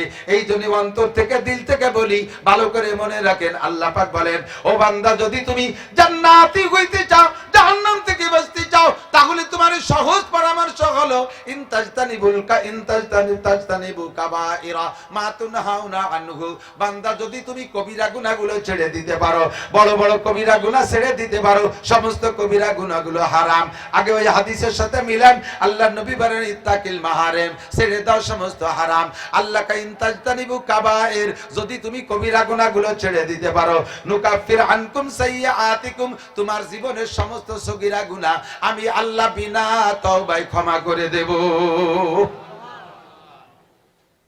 বুঝছেন নি? কথা বোঝা গেছে? যদি কবিরা গুনাহ ছেড়ে দিতে পারো, হারাম ছেড়ে দিতে পারো, নুকাফির আনকুম সাইয়্যাতিকুম, সব সগীরা গুনাহ মাফ। এর জন্য তওবা করা লাগবে না, আল্লাহ একেবারে ফিরি ফিরি মাফ করে দিবা। কয় একটা আছে, কিছু আছে একেবারে হয় না, কিছু ব্যবস্থা করতেই হবে, একটু তদবির তো লাগেই। তদবিরটা কি? আল্লাহ কায়া আকিমিস সালাতা তারাফাইন নাহার, এই আমার দিক, আকিমিস সালাতা তারাফাইন নাহারি ওয়া যুলাফাম মিনাল লাইল ইন্নাল হাসানাতি ইউযহিবনাস সাইয়্যাত যালিকা যিকরা লিযাকিরিন। সমস্ত সগীরা গুনাহকে বিনা তওবায় maaf করানোর জন্য 1 নম্বর তদবির হলো 5 ওয়াক্ত নামাজ তুমি সুন্দর করে পড়ো। 5 ওয়াক্ত নামাজ ঠিক করে পড়বা, কারণ নামাজ এমনই একটা নেকি, আর নেকির স্বভাব হলো গুনাহ খেয়ে দেয়। ইন্নাল হাসানাতি ইউযহিবনাস সাইয়্যাত, নেকি গুনাহ খেয়ে দেয়। ভালো কোনো কাজ করলে, বিগত কোনো অন্যায় থাকলে মুরব্বীরা ওই অন্যায়গুলো মনে রাখে না, ভালো কাজের কারণে তার বিগত ছোট মোটো অন্যায়গুলো ভুলে যায়। কতক্ষণ ঠিক ঠিক না? আল্লাহ কা ইন্নাল হাসানাতি ইউযহিবনাস সাইয়্যাত, নেকির কাজ করলে গুনাহ মুইছা যায়। আমার নবী বলেন হাত দেখাই এমন কইরা, আরেকটা হাত দেখাই, আমার দিক তাকান, আরেকটা হাত দেখাই। প্রত্যেকে যার যার হাতকে, আঙ্গুলকে স্বাভাবিকভাবে যদি ফাঁক করার জন্য ছেড়ে দেন, এইভাবে এই সেটিং এ ফাঁক হবে, ঠিক না? হাতের আঙ্গুলের 5টা ফাঁকা কি সমান? বৃদ্ধ আঙ্গুল, বুড়ি আঙ্গুল, এইটা, তারপরে এইটা থেকে এইটা মাঝারি ফাঁকা, এরপরে ছোট ছোট ফাঁকা। এইটার নাম ফজর, এইটার নাম যোহর, আসর, মাগরিব, ঈশা। এই কয়টার ভিতরে ছোট ছোট 3টা গ্যাপ, এখান থেকে পর্যন্ত মাঝারি গ্যাপ। এইটা যদি ঈশা হয় আর এইটা যদি ফজর হয়, তাহলে সারা রাতের লম্বা গ্যাপ, ঠিক না? আল্লাহ নবী বলেন আসসালাতুল খামস, এ আমার গোপালগঞ্জবাসী শুনে নে, আসসালাওয়াতুল খামস, গুনাহ সগীরা গুনাহ মাফের যে তদবির গুলো আছে তার ভিতরে 1 নাম্বার 5 ওয়াক্ত নামাজ, ফজরের নামাজ পড়ছো, জোহর পড়ছো, মাঝখানে যত সগীরা গুনাহ হবে এর জন্য তওবা করা লাগবে না, বিনা তওবায় শেষ। এরপরে ফজর পর জোহর পড়ছো, জোহরের পরে আসর, মাগরিব, ঈশা, ছোট ছোট গ্যাপে যত সগীরা গুনাহ এই নামাজে খেয়ে ফেলায়। এরপরে ঈশার নামাজ পড়ে ঘুমিয়ে আসো, রাতের বেলা ঘুমানো যার আগেও পড়ে যদি কোনো সগীরা গুনাহ হয়, আবার ফজরের নামাজ পড়ছো, সারা রাতের লম্বা গ্যাপে যত সগীরা গুনাহ সব গুনাহ মাফ। ইত্তাকিল মাহারিমা তাকুন আবাদান নাস, হারামগুলো ছেড়ে দাও, কবিরা গুনাহগুলো ছেড়ে দাও। আল্লাহর নবী বলেন তাহলে তোমার সব সগীরা গুনাহ ইবাদতের ওসিলায় শেষ হয়ে যায়। আমার মারা, আমার পর্দার আড়ালে বোনরা, সময় নষ্ট করো না, 5 ওয়াক্ত নামাজ সুন্দর করে পড়ো। আউয়ালু মা ইউহাসাবু বিহিল আবদু ইয়াউমাল কিয়ামাতিস সালাহ, কিয়ামতের ময়দানে সর্বপ্রথম হিসাব হবে, জোরে বলেন কিসের? জোর হলো না, পিছনালারা কই নেই। নামাজের কি হবে? নামাজের কি হবে? কোন সময়? সবার আগে বলেন, সবার আগে বলছেন তো সবাই। আমার দায়িত্ব খালাস, মুখ দিয়ে বের করছেন, আমল নামায় লেখা হয়ে গেছে। ওদিন যাই কাউর মতো মুখ মুছতে পারবেন না যে কোনো দিনও শুনি নেই। কাউতে খাইয়ে গাছের সাথে ডালে মুখ মোছেন না, জানেন মানে কি? কাউর মতো না শকর নাই, মুখ মোছেরটা কিচ্ছু খাই নেই। আপনিও কইতে পারবেন না যে কিছু শুনি নেই। 5 ওয়াক্ত নামাজ কিয়ামতে সর্বপ্রথম জিজ্ঞাসা হবে। আর এই নামাজ যার সুন্দর, আল্লাহর নবী কয় ফামান সালাহাত সালাহা সাইরু আমালিহি, যে ব্যক্তির নামাজ সুন্দর তার সবকিছু সুন্দর, যার নামাজ সুন্দর তার সবকিছু সুন্দর। যে নামাজের প্রশ্নে জবাব দিতে পারবে ওই লোকটার কোনো জায়গায় আর কোনো প্রশ্নে আটকাবে না আল্লাহ তাআলা। আল্লাহর রাসূল বলেন মান হাফাযা আলা সালাওয়াত, 5 ওয়াক্ত নামাজ যে পড়বে, আকরামাকুল্লাহ বিখামসি খিসাল, আল্লাহ তাআলা তারে 5টি পুরস্কার দেবে। 1 নম্বরে ইরফান হুজি কুল আইশ, ওই লোকটার দুনিয়ায় অভাব থাকবে না। 2 নম্বরে আযাবুল কবর, ওই লোকটারে কবর আযাব দেওয়া হবে না। 3 নম্বরে ইউতিহিল্লাহু কিতাবাহু বিয়ামিনিহি, ডান হাতে তারে আমলনামা দেওয়া হবে। 4 নম্বরে আমুরু আলা সিরাতে কালবার, বিদ্যুৎ গতিতে পুল সিরাত পার হবে। 5 নম্বরে ওয়ায়াদখুলুল জান্নাতা বিগাইরি হিসাব, আল্লাহু আকবার, বিনা হিসাবে জান্নাতি। কন্না সুবহানাল্লাহ। এ নামাজ 5 ওয়াক্ত পড়লে সব গুনাহ মাফ, বিনা হিসাবে জান্নাতি। এরপরে নবী কয় যদি তারপরও কিছু থেকে যায় বলে সন্দেহ হয়, আর একটা কম্পিউটার, আর একটা কি বলা হয়, আর একটা ফিল্টার আছে, আর একটা ফিল্টার আছে, এই আর একটা ফিল্টার আছে। সেই ফিল্টারটা হলো ওয়ারামাদুল জুমুআতু ইলাল জুমুআ, কালকের আগের দিন জুমার নামাজ পড়ছেন না? পড়ছেন না? আবার আগামী জুমায় নামাজ পড়বেন। মাঝখানে কয় দিন? ইখতিলাফ শুরু হয়ে গেছে। আর আমরা হুজুররা কেন মসলা নিয়ে ইখতিলাফ করি, তাই নিয়ে আমাকে শক্ত করে। 2 শুক্রবারের মাঝখানে 6 দিন, কত মানুষ যে কইছে 7 দিন তার ঠিক নেই। মাঝখানে 6 দিন 2 জুমার নামাজ পড়লে মাঝখানে 6 দিনের সব সগীরা মাপ। 2 নম্বর ফিল্টার, এই যে এখন তো প্রযুক্তির ফিল্টার আসছে, পানি ফিল্টারিং। আমরা আগে হাড়িতে করে কয়লা পাথর দিয়ে ফিল্টার করতাম না, মনে আছে নাকি মুরব্বীরা? প্রথম পানি, উপরের পানিটা যে হাড়িতে যায়, ওই হাড়ির মধ্যে বালু, ওইটার থেকে যায় আর একটা শিরার মধ্যে দিছি পাথর, লাস্টেরটায় দিছি কয়লা। এই কয়লা 3 ফিল্টার পার হয়ে এই পাশে চলে গেলে আর্সেনিক, আয়রন মাইরন কিচ্ছু থাকে না। আল্লাহ কয়, নবী কয় 1 নম্বর ফিল্টার 5 ওয়াক্ত নামাজ, 2 নম্বর ফিল্টার 2 জুমা, 2 জুমার নামাজ পড়লে ওই লোকটার আমল নামায় কোনো গুনাহ থাকে না। 3 নম্বর ফিল্টার রমাদান ইলা রমাদান, গত রমজানে রোজা রাখছো, আগামী রমজানে আবার রোজা রাখবা। গত রমজানে রোজা রাখছি, ইনশাআল্লাহ আগামী রমজানে রোজা, জোর হলো না, রাখবেন? কারা কারা রোজা ইনশাআল্লাহ না বলেন? রোজা রাখবো ই ইনশাআল্লাহ, সুস্থ থাকলে, ইনশাআল্লাহ বাড়ি থাকলে, সফরে না গেলে, ইনশাআল্লাহ রমজান পাইলে। সবাই রমজান পাবো, ওয়ারেন্টি আছে? আমার ভাইজান হাফেজ হাবিবুর রহমান সাহেব এই শুক্রবারে বাড়ি থেকে জুমার নামাজ পড়ার জন্য রওনা দিয়ে বেরোইছে, মসজিদের দিক যাইতেছে। মাঝখানে যে ডায়াবেটিস লো হয়ে গেছে, গুল্লিতে পড়ে গেছে, একজনে ধরে নিয়ে বসাইছে তার দোকানে, বলছে আমার একটু চিনি দে। সে চিনি পাইনে 2 খান বিস্কুট দিয়েছে, মুখে দিয়ে খাওয়ার সাথে সাথে বমি, আর কথা বলে নাই, শেষ। জুমার নামাজ আগে আগেই ইন্তেকাল, রমজান পাইল না। আমার আপনার জিন্দেগিতে হতে পারে কি পারে না? রমজানের রোজার ব্যাপারে রাখবই ইনশাআল্লাহ হলো এই তিনটের সাথে সুস্থ থাকলে, সফরে না গেলে, আর রমজান পাইলে ইনশাআল্লাহ এই তিনটে যদি পাই রোজা রাখবই, রোজা রাখবই। আল্লাহ আমাদেরকে নসিব করে বলেন আমিন। এবার এদিক তাকান, 2 রমজানে যারা রোজা রাখছে তাদের মাঝখানে 11 মাসের কোনো গুনাহ নাই, কোন সুবহানাল্লাহ। এখন কয় হুজুর তাই তো ভালোই সহজ হইছে, গত রমজানে রাখছি রোজা, এই রমজানে রোজা রাখবো, মাঝখানে জুমার নামাজের দরকার নাই, ওয়াক্তিয়া নামাজের দরকার নাই, 2 রোজাই তো সাফ, তা ভাজে কুসো ইবাদত করতে যাবো কেন? আরে দোস্ত, তোমার 3 নম্বর হাঁড়িতে ফিল্টার করার জন্য উপরের 2টি ফিল্টার করি আনতে হবে। আর না ডাইরেক্ট যদি কয়লার মধ্যে পানি ছাড়িয়ে দাও, কালা কালা পানি বের বেরে, কতক্ষণ না আগের 2 ফিল্টার লাগবে, তারপরে 3 নম্বর ফিল্টারে কাজ করবে। এজন্য নবী তরতিব দিয়েছে, 1 নম্বরে সালাওয়াতুল খামস। আরে 2 রমজানে 11 মাসের গুনাহ মাফ করানোর জন্য শর্ত হলো বছরে 52টা জুমার নামাজ তোমার আমলনামায় থাকতে হবে। এবার 2 জুমায় কাজ করার জন্য শর্ত হলো দৈনন্দিন 5 ওয়াক্ত নামাজ তোমার থাকতে হবে। এই 3 প্রকার ইবাদত যদি তোমার থাকে, আল্লাহ নবী বলেন ইনতাজতানিবুল কাবায়ের, এরপরে যদি তুমি কবিরা গুনাহগুলো ছেড়ে দাও, মাঝখানে কোনো সগীরা গুনাহই থাকবে না, সমস্ত কবিরা গুনাহ ছেড়ে দাও, সগীরা থাকবে না। এবার আমার কবিরা গুনাহগুলো একটু জেনে নিতে হবে।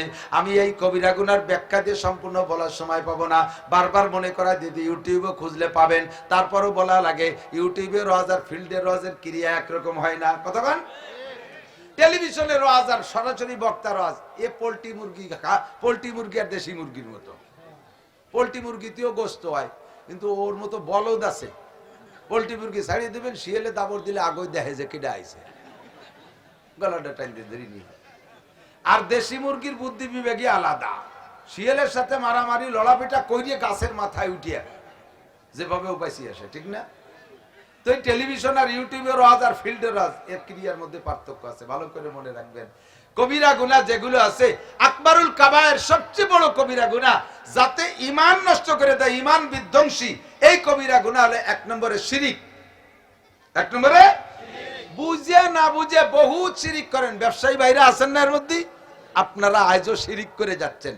সব ব্যবসায়ীরা 99% ব্যবসায়ীরা শিরিক করে যাচ্ছেন একটা জায়গায়, সেটা হলো সকালবেলা গোপালগঞ্জ যাইয়া দোকান খুলবেন, এখনো কিনা বেচা হয় নাই, এখনো কিনা বেচা হয় নাই, আপনার দোকানে টাকা আসে নাই, এর মধ্যে যদি কেউ বাকি কিনতে আসে, বাকি মাল নিতে আসে, তারে দেন না, কারণ ওর মধ্যে আপনার আকীদা ঢুকছে। দিনের শুরু যদি বাকি দিয়ে করি, দিন যাবে না বাকিতি বাকিতি, অথচ ওই লোকটারে বাকি দিলে লোকটার বিশাল উপকার হয়। ঔষধের দোকানে বাকি দিলে লোকটা মানে রোগ থেকে সুস্থ হয়, লোকটার জান বেঁচে যায়, এমন একটা উপকার আপনি ওই শিরিক করতে যে করতে পারলেন না। আবার অনেকে আছে ফকিরি আইছে ভিক্ষাশালী, তারও দেয় না, কোটি কোটি টাকার মাল দোকান ভরা, কোটি কোটি টাকার মাল দোকান ভরা, ক্যাশব্যাক সুমার টাকা 5 লাখ 10 লাখ, খুচরা টাকা আছে, ফকির এসে কয় বাবা 2 টাকা দেন, করজোড় মাপ চাই, বাবা আল্লাহর রাস্তায় মাপ চাই, বনি করি নেই, আছে না? এটা শিরিক। এটা কি শিরিক? এই ফকিরের দোয়া দিয়ে আপনি দিন শুরু করেন, ফকিরিও আপনারে কায়দা মতো দোয়া দিয়ে যায়, দিলাম তোরে মাফ করে, তুই যেন দিনের মধ্যে বনি করতে না পারিস। আমিও তো হিন্দুদের জোর হলো না, লক্ষ্মী পূজা কারা করে? আপনি আজও ঘরের মধ্যে লক্ষ্মী পূজা করে যাইতেছেন, এই জন্য আপনি মুশরিক। আল্লাহ কা ইন্নাল্লাহা লা ইয়াগফিরু আন ইউশরাকা বিহি ওয়া ইয়াগফিরু মা দুনা যালিকা লিমান ইয়াশা। ও বান্দা শিরকি গুনাহ করিস না, আর যত গুনাহ আছে আমি আল্লাহ তাআলা তোর যে কোনো ভালো কাজ দেইকা maaf করে দিতে পারি। আল্লাহ ওমান ইউশরিক বিল্লাহ ফাকাত হাবিতাত আমালুহু। 2 নম্বর আরো কিছু শিরক আছে, যেই শিরকগুলো করলে আমল বাতিল হয়ে যায়। ঈমান যদিও বাতিল না হয়, এই জাতীয় শিরকে ঈমান বাতিল হয় না, কিন্তু আমল বাতিল হয়ে যায়। আর আল্লাহর সাথে শিরিক আরেকটা আছে, কয় ছেলে দেয় মেয়ে দেয়, জোরে বলেন কে? আর পীর বাবাও দেয়। খাজা বাবা গোপালগঞ্জের থেকে গাড়ি ভরে ৮৮ মুসলমান যায়, সদস্যদের এলাকা, কাশিরুজের এলাকা, কোট মসজিদের উলামায়ে কিরামের এলাকা, ভবানীপুর মাদ্রাসার এলাকা, এই দেশে গোপালগঞ্জে 30টা দাওরায়ে হাদিস মাদ্রাসার এলাকার উলামায়ে কিরামদের ভিতরে থাইকা এই জনগণ যদি সেই শিরকি কারখানায় যায়, বন্ড পীরদের আড্ডায় যায়, ওই খানজেল যাইয়া কুমিরে মুরগি আর গরু দিয়ে ছাগল দিয়ে আসে। কুমিরের বাপের ক্ষমতা জন্মদিদি ওরা কবে রয়েছে নিজের একটা সালমে বানাতে পারতেছে না। ও কুমিরের কোনো প্রয়োজন নাই, ওরা দুইজন রয়েছে সেই জায়গা। ওরা কি ফ্যামিলি প্ল্যানিং খাইছে নাকি? ওকে ভাই না কা যারা নিজেরা ছেলে মেয়ে বানাতে পারে তারা কি তোমার ঘোড়ার কসু দেবে? আমার সাথে আমি এক ভ্যানে যাইতেছি, এই ভ্যানালা ড্রাইভার ওই ভণ্ড পীরকে ভক্ত, ওর পীররে আর ভূয়সী প্রশংসা করতেছে, এই বাবার দরবারে এইরকম মান্যত করলি ছেলে হয় মেয়ে হয়, হুজুর বহু প্রমাণ আছে। আমি তোমার বাবার ছেলে মেয়ে কয়টা? কয় না উনি 4টে বিয়ে করছে, একটা ওই নেই। আমি কই যে তোর যে বাবা বাইচে থাকতে 4 বউ নিয়ে একটা ছেলে মেয়ে বানাতে পারলো না, সে মরার পরে উম্মতরে আবার ছেলে মেয়ে দেয় কি রে? আটকে গেছে না? আমি মনে করছি আর জব দিতে পারবো না। হ্যাঁ, আমার বাবা যে কত উদর, নিজে কোনো ছেলে মেয়ে না নিয়ে সব উম্মতরে দান করে দিয়েছে। আমি শয়তানে যারে কামলায় তারে কোনো ওয়াজ দিয়ে লাইন আনা যায়। আল্লাহু আকবার। ছাগল একটা বান্দা রইছে রাস্তার ওই কোনায়, এই ছাগল ওই পাশে খুঁটো আর এই পাশে চলে গেছে, রাস্তার পাশে রশিটা নেই, ওই পাশে নিচে নেমে ঘাস খাচ্ছে। দেখছেন না এরকম আছে না? তো একজন, আমিও যাইতেছি সেই রাস্তায়, আমার সাথে সাথে একজন যাইয়ে ওই ছাগলের কোন পাশে যাবে, ও পাশে খুঁটো যে পাশে সে পাশে যাওয়ার কাজে নেই, ছাগল যে পাশে ওই পাশে নামিয়ে গৌরিয়ে ওই দিক দিয়ে যাচ্ছে, আর আমি তো ছাগলের দড়ি ডিঙ্গে চলে গেছি। আমি ও যাই, আমি বললো যে তুমি এই নিচে দিয়ে কাটার মধ্যে দিয়ে গেলে কে? কয় যে হুজুর আমি বিশ্ব আশেকে রসুলের লোক। আল্লাহর নবী এই ছাগলের গোসল কাঁধে করে ঘুরছে, আর সেই ছাগলের রশি আমি ডিঙ্গেবো? আপনি কিসের হুজুর যে ছাগলের রশি ডিঙ্গেলেন? যেই রশি আল্লাহ নবী কাঁধে করছে সেই নবী রশি আপনি ডিঙ্গেলেন। আমি বললাম যে গাদা, তুই ছাগলের রশি ডিঙ্গেলি না, আমি ডিঙ্গেলাম বলে বেঙ্গালি, তো তো আল্লাহ রসুল দাড়ি রাখছে, তুই রাখিস রে কা? তুই দাড়ি কাটছিস কে? ধরা খেয়ে গেছে না? এমন কয় কি, যেই দাড়ি আল্লাহ নবী রাখছে সেই দাড়ি আমার মুখে শোভা পায়? আমি কি করে নবীর দাড়ি মুখে রাখি? তাহলে ওরে মহি স্যান্ডেল দিয়ে বেরিয়ে দিয়ে সাড়ে হারামজাদা। মহিলা আমারে জিজ্ঞেস করছে, হুজুর আপনি আপনার ওয়াজে শুনছি মহিলারা হাতে এবং পায়ে মেহেদি লাগাইতে পারে, পুরুষরা পারে না। কোন মসজিদের ইমাম সাহেব, এই আহসানুল ফতোয়া বাবুল ইমামতের মধ্যে দেখবেন, কোন মসজিদের ইমাম যদি হাতে পায়ে নখে মেহেদি লাগায় তাহলে ওই ইমামের পিছনে নামাজ পড়া মাকরুহে তাহরিমি। মসজিদের ইমাম সাহেব যদি চুল দাড়িতে কালো কলম লাগায় তার পিছনে নামাজ পড়া মাকরুহে তাহরিমি। মসজিদের ইমামের দাড়ি যদি খাটো খাটো পিঁয়াজের দাড়ি সাইজ হয়, ওই ইমামের পিছনে নামাজ পড়া মাকরুহে তাহরিমি। তবে মহিলারা হাতে পায়ে মেহেদি লাগাইতে পারিবে। এই ওয়াজ শুনছে ইউটিউবে, শুনে আমারে সক্রিয়ভাবে ফোন নাম্বার সংগ্রহ করে বলতেছে যে হুজুর আপনি কি এই মশলাটা ঠিক বলছেন? বল কি হয়েছে? হাতে লাগালাম, তাও ডাইনেতে লাগালাম, বাম হাতে কি করে লাগাই? যে এই বাম হাতে মেহেদি লাগাইয়া সেই বাম হাতে কত দূর পর্যন্ত ব্যবহার করা লাগে? আল্লাহ নবী মেহেদি চুল দাড়িতে ব্যবহার করছে, সেই মেহেদি আমি বাম হাতে, এবং আরো কইছেন যে পায়ে লাগানো, এটা বেয়াদবি না? আমি যে তা তো ভালোই তো বলছ। আল্লাহ নবী মাথায় তেল মাখাইতেন, সেই তেল কি তুমি মাথায় লাগাও না আরো কোনো জায়গায় লাগাও? লাগাতে তো নিচে ভরা পর্যন্ত লাগাও। তা সে সময় তোমার রুশ চায় না, নবী মাথায় দাড়িতে তেল মাহাইছে, সে তেল ভাষায় মাহায় হুজুর তার ঠিক আছে, ঠিক আছে।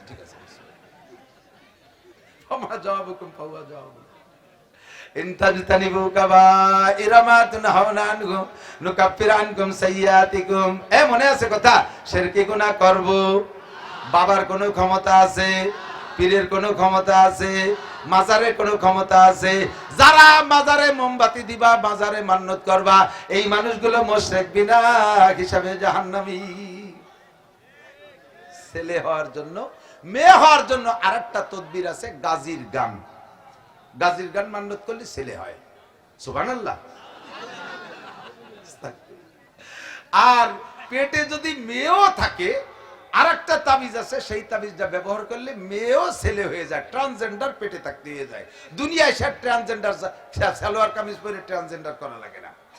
সেটা হলো বাচ্চা গর্ভে থাকা অবস্থায় যদি মারা, গর্ভবতী মহিলা, এরা যদি ঘুম থেকে সকালবেলা উঠে দুনিয়ার কোনো কিছু, কোরআন কিতাব আল্লাহ রসুল কিছু না দেখিয়া ঘরে একটা ক্যালেন্ডার ঝুলাই রাখবে, ওই ক্যালেন্ডারের ল্যাংটা পোলাপানের ছবি আছে না ছেলেদের, ওই ছবি দেখলে ওই পেটে যদি মেয়েও থাকে তা ছেলে হয়ে যায় আস্তে আস্তে। এক খাটাস গে বাড়ি যাই দেই যে এই খবর, আমি তোরা নামাজি মানুষ ঝুলাইছিস কেন দুয়ারে? খোল, খুলবেই না। পরে অনেক জোড়া জুড়ি খুলাইছি, পরে শুনলাম যে আবার ওই উঠেছে। পরেও বলতেই বাধ্য, কাজে ভাই জান আগে তো দুটি মাইয়ে, এবারও আপনাকে ভাই বউ গর্ভবতী, তো একজনে কইছে যে এই দেখলি বলে পেটে ছেলে হয়, তাই একটু জুলোই দেয়, আপনি রাগারাগি হইলেন না। নামা মোশরেক কোথাকার, ওই দেখলি যদি ছেলে হতো তাহলে তো দেশে কোনো মাইয়েই হতো না। সব বিটিকে সামনে ওই এক এক জুলোই দিয়ে সব পেটে মাইয়ের।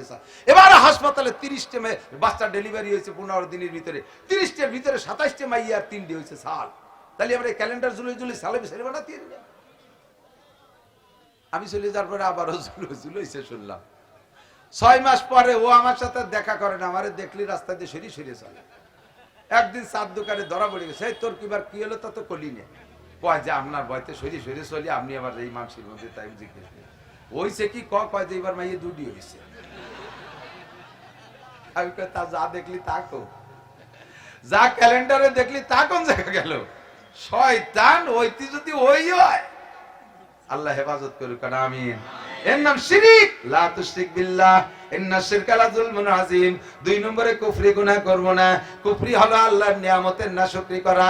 যাহা কিছু পেয়েছেন কে দেছে, এই স্বীকার করার নাম হলো শুকর। আর যদি বলেন আমি করছি আমি করছি আমি করছি, আছে না আমাকে অনেকে কয় এটা আমি করছি, ওটা আমি করছি, সেটা আমি করছি, ঈদগাহ আমি করছি, মসজিদ আমি করছি, রাস্তা আমি করছি, খাল আমি করছি, নদী আমি করছি, ব্রিজ আমি করছি, আরো করছি আরো করছি, সামনে আরো সুযোগ দেন, দেখেন কি করে ছেড়ে দিয়ে রাস্তা কেটে খাল বানাই দেবো, আসমান ভেঙে জমিনে নামাবো, লাঠির মধ্যে মুগুর ভরবো, দেখেন কি করে ছেড়ে দেবো, সব উনি করে, আল্লাহ কিচ্ছু দেয় না। এগুলো কাফের। এগুলো কি? ছেলে মেয়ে ভালো হলে খুব গর্ব করে, আরে মিয়া আমারটা A plus, golden A plus, মেধা তালিকায় 1, ছেলে বানাতি হয় বেটা। কোনটা ছেলে বলে আর সবাই কম্বল গাইতে ঘুমাই যায়, তোমার ছেলেটা ওই বড় হইয়া এ প্লেস পাইয়ে লাস্টে যে তোমার গাড়ির উপরে রামদা দিয়ে গাঁজা খাতিয়ে গাঁজার টাকা চাবে, সেই সময় কয়ে দিয়ে কি বানানোর দরকার, কি বানাইছো তুমি সেই সময় বলো। ভালো সন্তান কে বানায়? আমার চেষ্টা থাকতেই হবে, আমার চেষ্টা থাকতে হবে। মেধা বানায়, মেধা দেয় আল্লাহ, উচ্চ শিক্ষায় শিক্ষিত করে আল্লাহ, ভদ্র বানায় আল্লাহ, দিনদার বানায় আল্লাহ, কর্মঠ বানায় আল্লাহ, দালান দেশে আল্লাহ, জমি দেশে আল্লাহ, গাড়ি দেশে আল্লাহ, সবকিছু পেয়ে বলেন আলহামদুলিল্লাহ, বলেন না আলহামদুলিল্লাহ। আলহামদুলিল্লাহ, আল্লাহু আকবার। শিরকি করব না, কুফরি করব না, বেদাতি গুনাহ করব না, আরো বহুত গুনাহ আছে, গীবত শিকায়েত করব না, পরনিন্দা করব না, পরশ্রী কাতর হব না। আরবিতে বলে হাসাদ, আরবিতে কয়, আর বাংলায় কয় পরশ্রী কাতর। এটি বড় মহামারী, গীবতের চাইতেও মহামারী এইটা। খেয়াল করতেছেন না? দিক তাকান। আর একজনের ভালো দেখতে না পারা, এইটা 99% মানুষের স্বভাব। আরেকজনের ভালো দেখতে না পারা, এটাই সমস্ত ঝামেলার গোড়া। আল্লাহু আকবার। আমার উস্তাদ হযরত মাওলানা মুফতি সাইদ আহমদ সাহেব রহমাতুল্লাহ আলাইহি হিদায়াত সালেস পড়ানোর সময় একটা গল্প বলছিলেন, বলবো? হুজুর বলেন চট্টগ্রামের পাহাড়ি গল্প আর কি, হতে পারে গল্প গল্প, তবে গল্প তো গল্পই। উদাহরণটা খুব সুন্দর মেলে, এই জন্য হুজুরও বলছেন, আমিও আপনাদেরকে শোনাই। হুজুর বলেন পাহাড়ি এক লোক, বুড়ো, 7টা মাইয়া। এই লোক পাহাড় এলাকায় যারা বোঝা বহন করে, চট্টগ্রামে দেখবেন, আমাদের এদিক তো মাথায় বয়, ওদিক কিন্তু বাঘ বানায় কাঁধে বয়। এ বাঁকে করে কাঁধে বইতে বইতে গরুর জুয়ালির কারণে ঘাড়ে যেমন চাকা হয়ে যেত, মনে আছে না, ওইরকম ঘাড় ফুলে এরকম ফাটা ফাটা হয়ে যায়। এই লোক বুড়ো, 7 মেয়ের বাপ, জঙ্গলের মধ্যে আজকে যাইয়া হাই ছাড়ছে, আর কত কাল কাটকাটি খাবো। এর মধ্যে জঙ্গলের এক লোক বেরোয় এসে কয়, বুড়ো তোমার যে হাই ছাড়ছো আর সে আজিম পর্যন্ত চলে গেছে, তুমি এই পাথর খান নিয়ে যাও, এই পাথর নিয়ে বাড়ি নিয়ে বালিশির তলে থুয়ে শোবা, তুমি যা নিয়ত করে শোবা সকালে দেখবা বালিশির তলে তাই। 50 টাকা নিয়ত করে শোবা 50, 100 টাকা নিয়ত করে শোবা 100, সোনা নিয়ত করে শোবা সোনা, যা নিয়ত করে শোবা তাই পাবা। বুড়ো খুশি থেকে আল্লাহ তোরে বাঁচায় হোক বাবা, দে পাথর। পাথর নিয়ে রওনা দিছে। এর মধ্যে বুড়ো, ওই বুড়োর ওই লোক ডাক দেয়, ভাই চাচা চাচা আর একটু নেগেটিভ আছে, তোর পজিটিভ নেন। নেগেটিভ শুনি দেবেন না? কয় কি আবার নেগেটিভ? কয় কি যে আপনার যা নিয়ত করবেন তা তো হবে, কিন্তু পাশের বাড়িয়া লাগে কিন্তু ডবল হবে। পাশের বাড়িয়া লাগে আপনি 50 করলে আপনার 50, ওই পাশের বাড়িয়া লাগে কিন্তু 100টা হবে। বুড়ো কয় যে থাকলো তোমার ভাত বয়ে নেবো, আমি নিয়ত করবো আমি, আর আমার চেয়ে ওকে ডবল হবে, অমন ভাতের দিয়ে দরকার নেই, কাটকেটি খাচ্ছি, খাইয়ে মরি। চলে আইসে আইজা কাঠি কাটি বেছে কিনে চাল ডাল কিনে নিয়ে এসে খাইয়ে রাত্রি বুড়িয়ে নিয়ে শুয়ে এই কিচ্ছা শুনেছে যে আজকে তো এই পাইছিলাম, কিন্তু এই কারণে তুই আসলাম। বুড়ি কয় তোমার মতো আবাল হয় না। হ্যালো, ওকে হাজার হাজার কোটি টাকা, আমাকে তো 500 কোটি হবে। তুমি দাও, কালকে আবার যাও, লোকটা পাও নাকি? কাল আবার যাই এরকম হাই ছাড়ছে লোক, তুমি জীবন ভরে হাই ছাড়িয়ে যাবা, দিছিলাম তো তা নিলে না। কয় মানার দাও, তোমার চাষির সাথে একমত হয়েছে, নীতি কইছে। নিয়ে আইসে পাথর অন টেস্ট, প্রথম রাত্রে 20টা আনলিয়ে দিয়েছে। সকালে ঘুমের তো উঠে দেখেছে বালিশের নিচে 20 টাকা। পাশের বাড়ির লোক মহিলা আইসে এই মহিলার কাছে কইছে, আপা আমার বালিশি তোলে কি না 40 টাকা হাত হয়ে গেল। মহিলার আগুন হয়ে গেছে, কইছে আমাকে নিয়তের 40টা ওই বাড়ি, আর আমাকে 20, কইতেও পারে না, সইতেও পারে না। পরের রাত্রে 50 মহিলা এসে আমাকে কি এলো, হলো কি যে আজ 100 টাকা হয়ে গেল কিনা। এখন যাজ্ঞ হইতে হয়েই যাচ্ছে, মন তো খারাপ ঠেকতেছে। এমন কাজে ওকে যাওয়াই হোক, আমাকে টুকাকে পূরণ করি, মোটা মোটা নিয়ত করে বিশাল বিশাল দালান কোটা সব বানাই ফেলাইছে। আর ওকে সব ডবল, একে 5 তলা, ওকে 10 তলা, একে 10 তলা, ওকে 20 তলা, এ সব ডবল হয়ে গেছে। এখন চোখের সামনে এই তো সহ্য করা বড় কঠিন। এই পরশ্রী কাতরতায় পইড়া এ লোকের মাথার মধ্যে আজকে ক্রিমিনালি ঢুকছে যে আমাকে যা হয় ওকে তো ডবল হয়। আজকে বালিশের নিচে পাথর দিয়ে আল্লাহ আমাকে ফ্যামিলির সবার এক চোখ কানা হয়ে যাক, তাহলে ওকে 2 চোখ হবে কেন? ওকে তো ডবল হয়। বালিশের তলে পাথর তুই নিয়ত করে শুয়ে রয়েছে আমাকে 1 চোখ কানা। সকালে সত্যি ফ্যামিলির সবাই 1 চোখ কানা, ওনরা 2 চোখ অন্ধ। 1 চোখ কানা হলে ব্যাটারি একটা তো আছে, 1 লাইট দিয়ে দেখে যাই ঠাট্টা দে, দেখো খাও সম্পত্তি, পরের নিয়েতে সম্পত্তি দেখিবার কি উঠে। এই সেদরা সেজা করার দরকার। ওই পাথরওয়ালারে আল্লাহ বাড়াইছে, তুই তো দেশ কানাইরে ফেললি, তাড়াতাড়ি যা ওই লোকের কাছে পাথর নিয়ে। পাথর আনতে পাঠাইছে, পাথর এসে কয় ভাই আপনার সম্পত্তি সব পাইছেন তো ঠিকঠাক মতো? পাথরে কাজ করছে, হ্যাঁ 100 তা দেন, পাথর দেন, আজ দরকার নেই। দিয়ে দিছে, আমার তো সম্পত্তি পুড়িয়ে গেছে, আর পাথরের দরকার নেই। পাথর নিয়ে আল্লাহ বলে দিছে, ওই পাশের বাড়ি আল্লাহ যাকে 2 চোখ অন্ধ করে দিয়েছে, ওদের চোখে মালিশ করে দিবি, ওকে চোখ ভালো হয়ে যাবে। এরা যখন বলবে একে চোখ মালিশ করবি না, ওকে 1 চোখ কানাই থেকে যাবে। আল হাসিদু মাহরুম। পাথর নিয়ে ওই বাড়ি আলাকে 2 চোখ মালিশ করে দিয়েছে, ওদের চোখ অপারেশন হয়ে গেছে, লেন্স লাগানো হয়ে গেছে পরিষ্কার। এখন এরকম আয় আমাকে একটা ডলা দিয়ে যাক, না তোকে 1 চোখ কানাই থাকবে। শয়তান, পরের ভালো দেখতে পারো না, পরের ভালো দেখতে পারো না। এই পরশ্রী কাতরতা স্বভাবটা বাদ দেন। এটাই আমাদের জাতীয় সমস্যা। যত জায়গা গ্যাঞ্জাম, পারিবারিক গ্যাঞ্জাম, সামাজিক গ্যাঞ্জাম, অর্থনৈতিক গ্যাঞ্জাম, রাজনৈতিক গ্যাঞ্জাম, আন্তর্জাতিক গ্যাঞ্জাম, সব গ্যাঞ্জাম এই পরশ্রী কাতরতা। কথা বলেন ঠিক ঠিক না? স্বভাব বাদ দেন। গীবাত এমনই একটা হয়েছে, গীবাতের মতো বসলি এক সাইডে শুরু করে, লাস্টে যাইয়া বড় বড় আলেমুলা নিয়াও সিডি হুজুর রে, সে হুজুর বলে 6টা সাল মাইয়ে, হুজুরি 6টা সাল মেয়ে হতে দোষ কি? তার মানে বুঝতে চাচ্ছে হুজুর ও স্বামী স্ত্রী ব্যবহার করে, মানে ওই জায়গাটা দোষী বানাতে চাচ্ছে। তো হুজুরি ছেলে মানে আউলিবারা, তো তুমি হইতে কোন জায়গা? পয়লা মানুষটাই তো হুজুর। আদম আলাইহিস সালাম তো হুজুর না, ইয়ে বাস। আদম আলাইহিস সালাম কলেজের প্রফেসর, ডাক্তার, ইঞ্জিনিয়ার, উনি আলেম, উনি একজন নবী, আসমানি কিতাব প্রাপ্ত। তো হুজুরকে যদি ছেলে মেয়ে না হয়, তার তো তোমার মতো আদামি বাদামি হইতে কোন জায়গায়? কইতে কইতে কি কয় টের পায় না। ছাড়িয়ে দেন কবিরা গুনাহ। ইত্তাকিল মাহারিম, মনে আছে নাকি? সুদ হালাল না হারাম? জোর হলো না? কি হারাম? কি হারাম? সুদ। ছাড়া যাবে? খাই না তো ছাড়বো কি? খান না, দেন। রক্ত পানি করা টাকা, রক্ত পানি করে টাকা রিক্সা চালাইয়া, ভ্যান চালাইয়া, সপ্তাহ ভরে কামাই করে শনিবারে যে কিস্তি দেন, শনিবারে যে কিস্তি দেন, বেড়া, ক্যাডামস, কারিতাস, বিআরডিবি, শনিবার জাগরণী চক্র, আশা, প্রচিকা, গ্রামীণ ব্যাংক, এই সমস্ত সুদীয় সংস্থার থেকে টাকা তুইলা আপনি সপ্তাহ ভরে হালাল কামাই করতেছেন, আর সেই টাকা যে কিস্তি দিয়ে দিচ্ছেন, হারাম জায়গায় দিয়ে দিচ্ছেন। আপনি হারামকে ছেড়ে দেন, ছাড়েন। ও দোস্ত, ইজ্জত কি সুকি রুটি বেহতর, জিল্লত কি মর্গে মুসম্মান সে। সম্মানের সাথে শুকনো রুটি খেয়ে বেঁচে থাকেন, সম্মানের সাথে শুকনো রুটি খেয়ে বেঁচে থাকা ভালো, বেইজ্জতি হয়ে বিরিয়ানি খাওয়ানোর চাইতে। কথা বলেন ঠিক কি ঠিক না? বড় লোকের বাড়ি বিরিয়ানি খাওয়াইছে, কাচ্চি বিরিয়ানি, পাক্কি বিরিয়ানি, রান্না বিরিয়ানি, আর রান্না বিরিয়ানি সব খাওয়াইছে, একেবারে দুধ, রস মালাই টালাই ইত্যাদি জম্মের খান খাওয়াইয়া গেটে দাঁড়ায় রয়েছে বড় লোক, স্যান্ডেলের তলে গোবর মাহাই নিয়ে। যারা আমার ঘরে খাইছি সাই মুহিয়াটা একটা বাড়ি দেবো।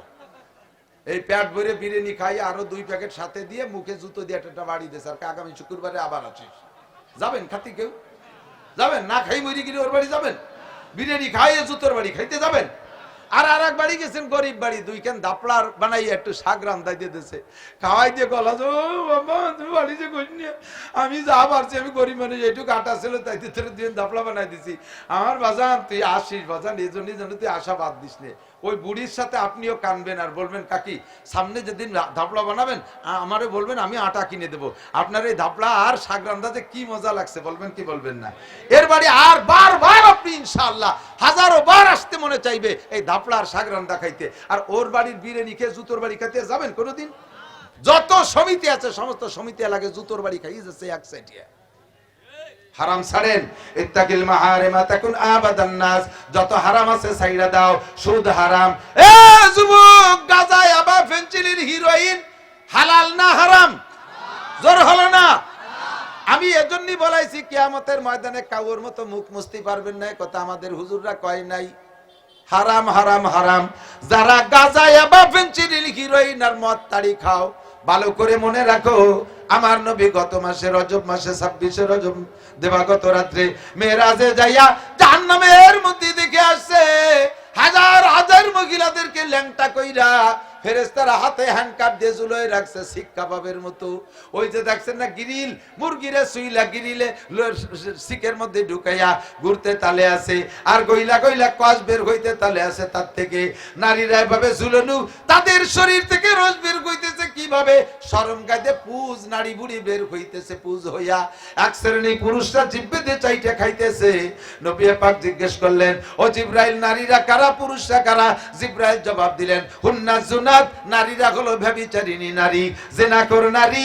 ডাইরেক্ট জিনা করেছে, ইনডাইরেক্ট জিনা করেছে, রাস্তাঘাটে চলাফেরার মাধ্যমে হাজারো পুরুষের সাথে ফিল্ডিং মারছে। গোপালগঞ্জ বাজারে যাইয়া পর্দা নাই পুশিদা নাই, ঠেলা ধাক্কা খাইছে, বাজার ঘাট করছে।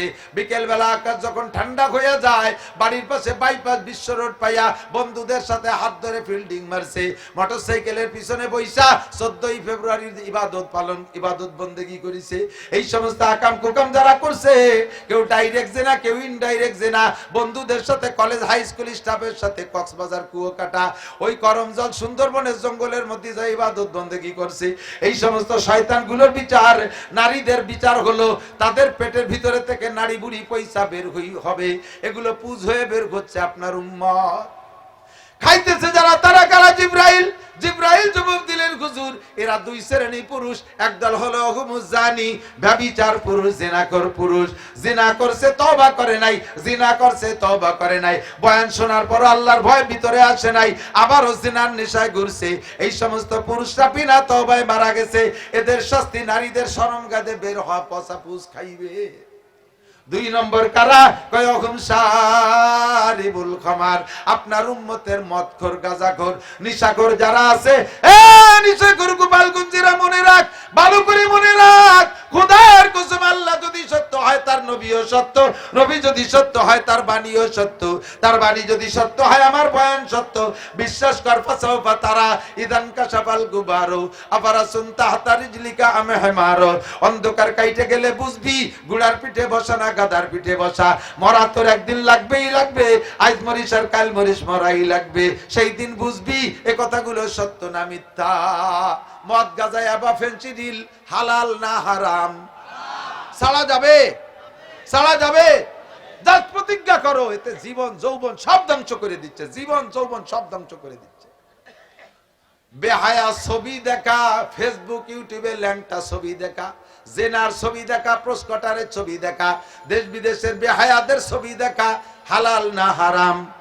নবী কয়, ইত্তাকিল মাহারিম, ছাড়িয়ে দাও এই হারামটাও, ছাইড়া দাও এই হারামটাকেও। ও আমার অফিসিয়াল যারা আছেন ভাইরা, অল্পের ভিতরে আল্লাহ রুজির বরকত দেবে, বড় বিপদে পড়বেন না, ছেলে মেয়ে ভালো হবে ইনশাআল্লাহ, ইমানি চেহারায় মরতে পারবেন। যারা যে অফিসিয়ালে আছেন, ঘুষ পদ্ধতিটা ছাইড়া দেন, ঘুষ খাওয়া ছাইড়া দেন, ঘুষ খাওয়া ছাইড়া দেন, আল্লাহর কসম পায়ে ধরি, হাতে ধরি, ঘুষ ছাইড়া দেন। নবী পাক বলে, মেরাজের রাতে জাহান্নামে গিয়ে দেখি রক্তের একটা সাগর, রক্তের একটা সাগর, শুধু রক্ত না, ওই রক্ত থেকে আবার আগুন শোলা মারে উঠতেছে। রক্তের সাগর থই থই করতেছে, আবার সেই ঢেউয়ের ভিতর দিয়ে আগুন উঠতেছে। মাঝখানে মানুষ কিনারে আসার জন্য সাঁতার, কিনারে আসে আসে ভাব, ইতিমধ্যে পাশের কিনারে সাগরের পাড়ে একটা লোক দাঁড়ানো, ওর সামনে পাথর, বড় বড় পাথর স্তূপ করা, ওখান থেকে পাথর দইরা ওই লোকটার নাকে মুখে মাইরা দেয়। কিনারে ওঠে ওঠে ভাব, এই পাথরের আঘাতে আবার সে যতদূর ছিল তত দূর চলিয়া যায়, আবার আসে আবার মারে, মারতেই তালে আছে। হুজুর বলেন জিব্রাইল এরা কারা? জিব্রাইল কা হাউলায়ে আকেলাতুর রুশা, এরা হলো আপনার উম্মতের ঘুষখোর উম্মত। নামাজ পড়ে, রোজা রাখে, এত বড় দাড়ি, কপালে টিক্কি হয়ে গেছে, মেহেদি লাগাইয়া পুপ পাড়া লাল করে ফেলাইছে, একেবারে আউল হতে ইমাম বরাবর মাঝখানে যে দাঁড়ায়, আবার টেবিলে ফাইল গেছে, সই করে না, মালনাওয়ালি তাল হচ্ছে না, বারবার ঘুরতি ঘুরতি নাই করে সই করানোর জন্য। এবার উনি কয়, যাও ওই পাশে একজন দাঁড়ানো আছে, ওর সাথে একটু দেখা করি আসো। উনার আবার একটা মুনকার নাকি দাঁড়ানো আছে ফেরেশতা পায়খানার ওই পাশে, তার সাথে মুসাফা করলে সই হয়ে হালাল হয়ে যায়। মরা লাগবে দুদু, চাচু মরা লাগবে। ইত্তাকিল মাহারাম, ছাড়ো ঘুষ, জ্বালাই দিও না গোপালগঞ্জকে, বাংলাদেশকে জ্বালাই দিও না। যারা যে ডিপার্টমেন্টে আছো ঘুষ ছাড়ো, হারাম। তুমি ঘুষের টাকা দিয়ে হজে যাবা, আল্লাহ কয় তোরে লাথ হইয়ে মক্কাতে বের করে দেব। ঘুষের টাকা দিয়ে হজ, সুদের টাকা দিয়ে হজ, ঘুষির টাকা দিয়ে কুরবানি 10 গরু 20 গরু, গরু তিতরে ফাড়াই মারি ফেলাই দেবে। ইত্তাকিল মাহারিমা তাকুন আবাদান নাস, বেপরদা হালাল না হারাম? জোর হলো না? বেপরদা করা হালাল না হারাম? ছেড়ে দাও হারামকে, তাকুন আবাদান নাস। জিনা হারাম, বেপরদা হারাম, চুরি হারাম, ডাকাতি হারাম, সুদ হারাম, ঘুষ হারাম, ব্যভিচার হারাম, পরের জমি দখল করা হারাম, আইলটেলা হারাম, যত হারাম, টাকনু পর্যন্ত পুরুষরা টাকনু সে কাপড় পরা হারাম, দাড়ি কাটা হারাম। বলেন দাড়ি কাটা? কই নেই সবাই দাড়ি কাটা? আরে আমল করেন, পরে করবেন ইনশাআল্লাহ, আগে আজকে স্বীকারটা করেন দাড়ি কাটা হারাম। এই হারাম সাইরা দেন।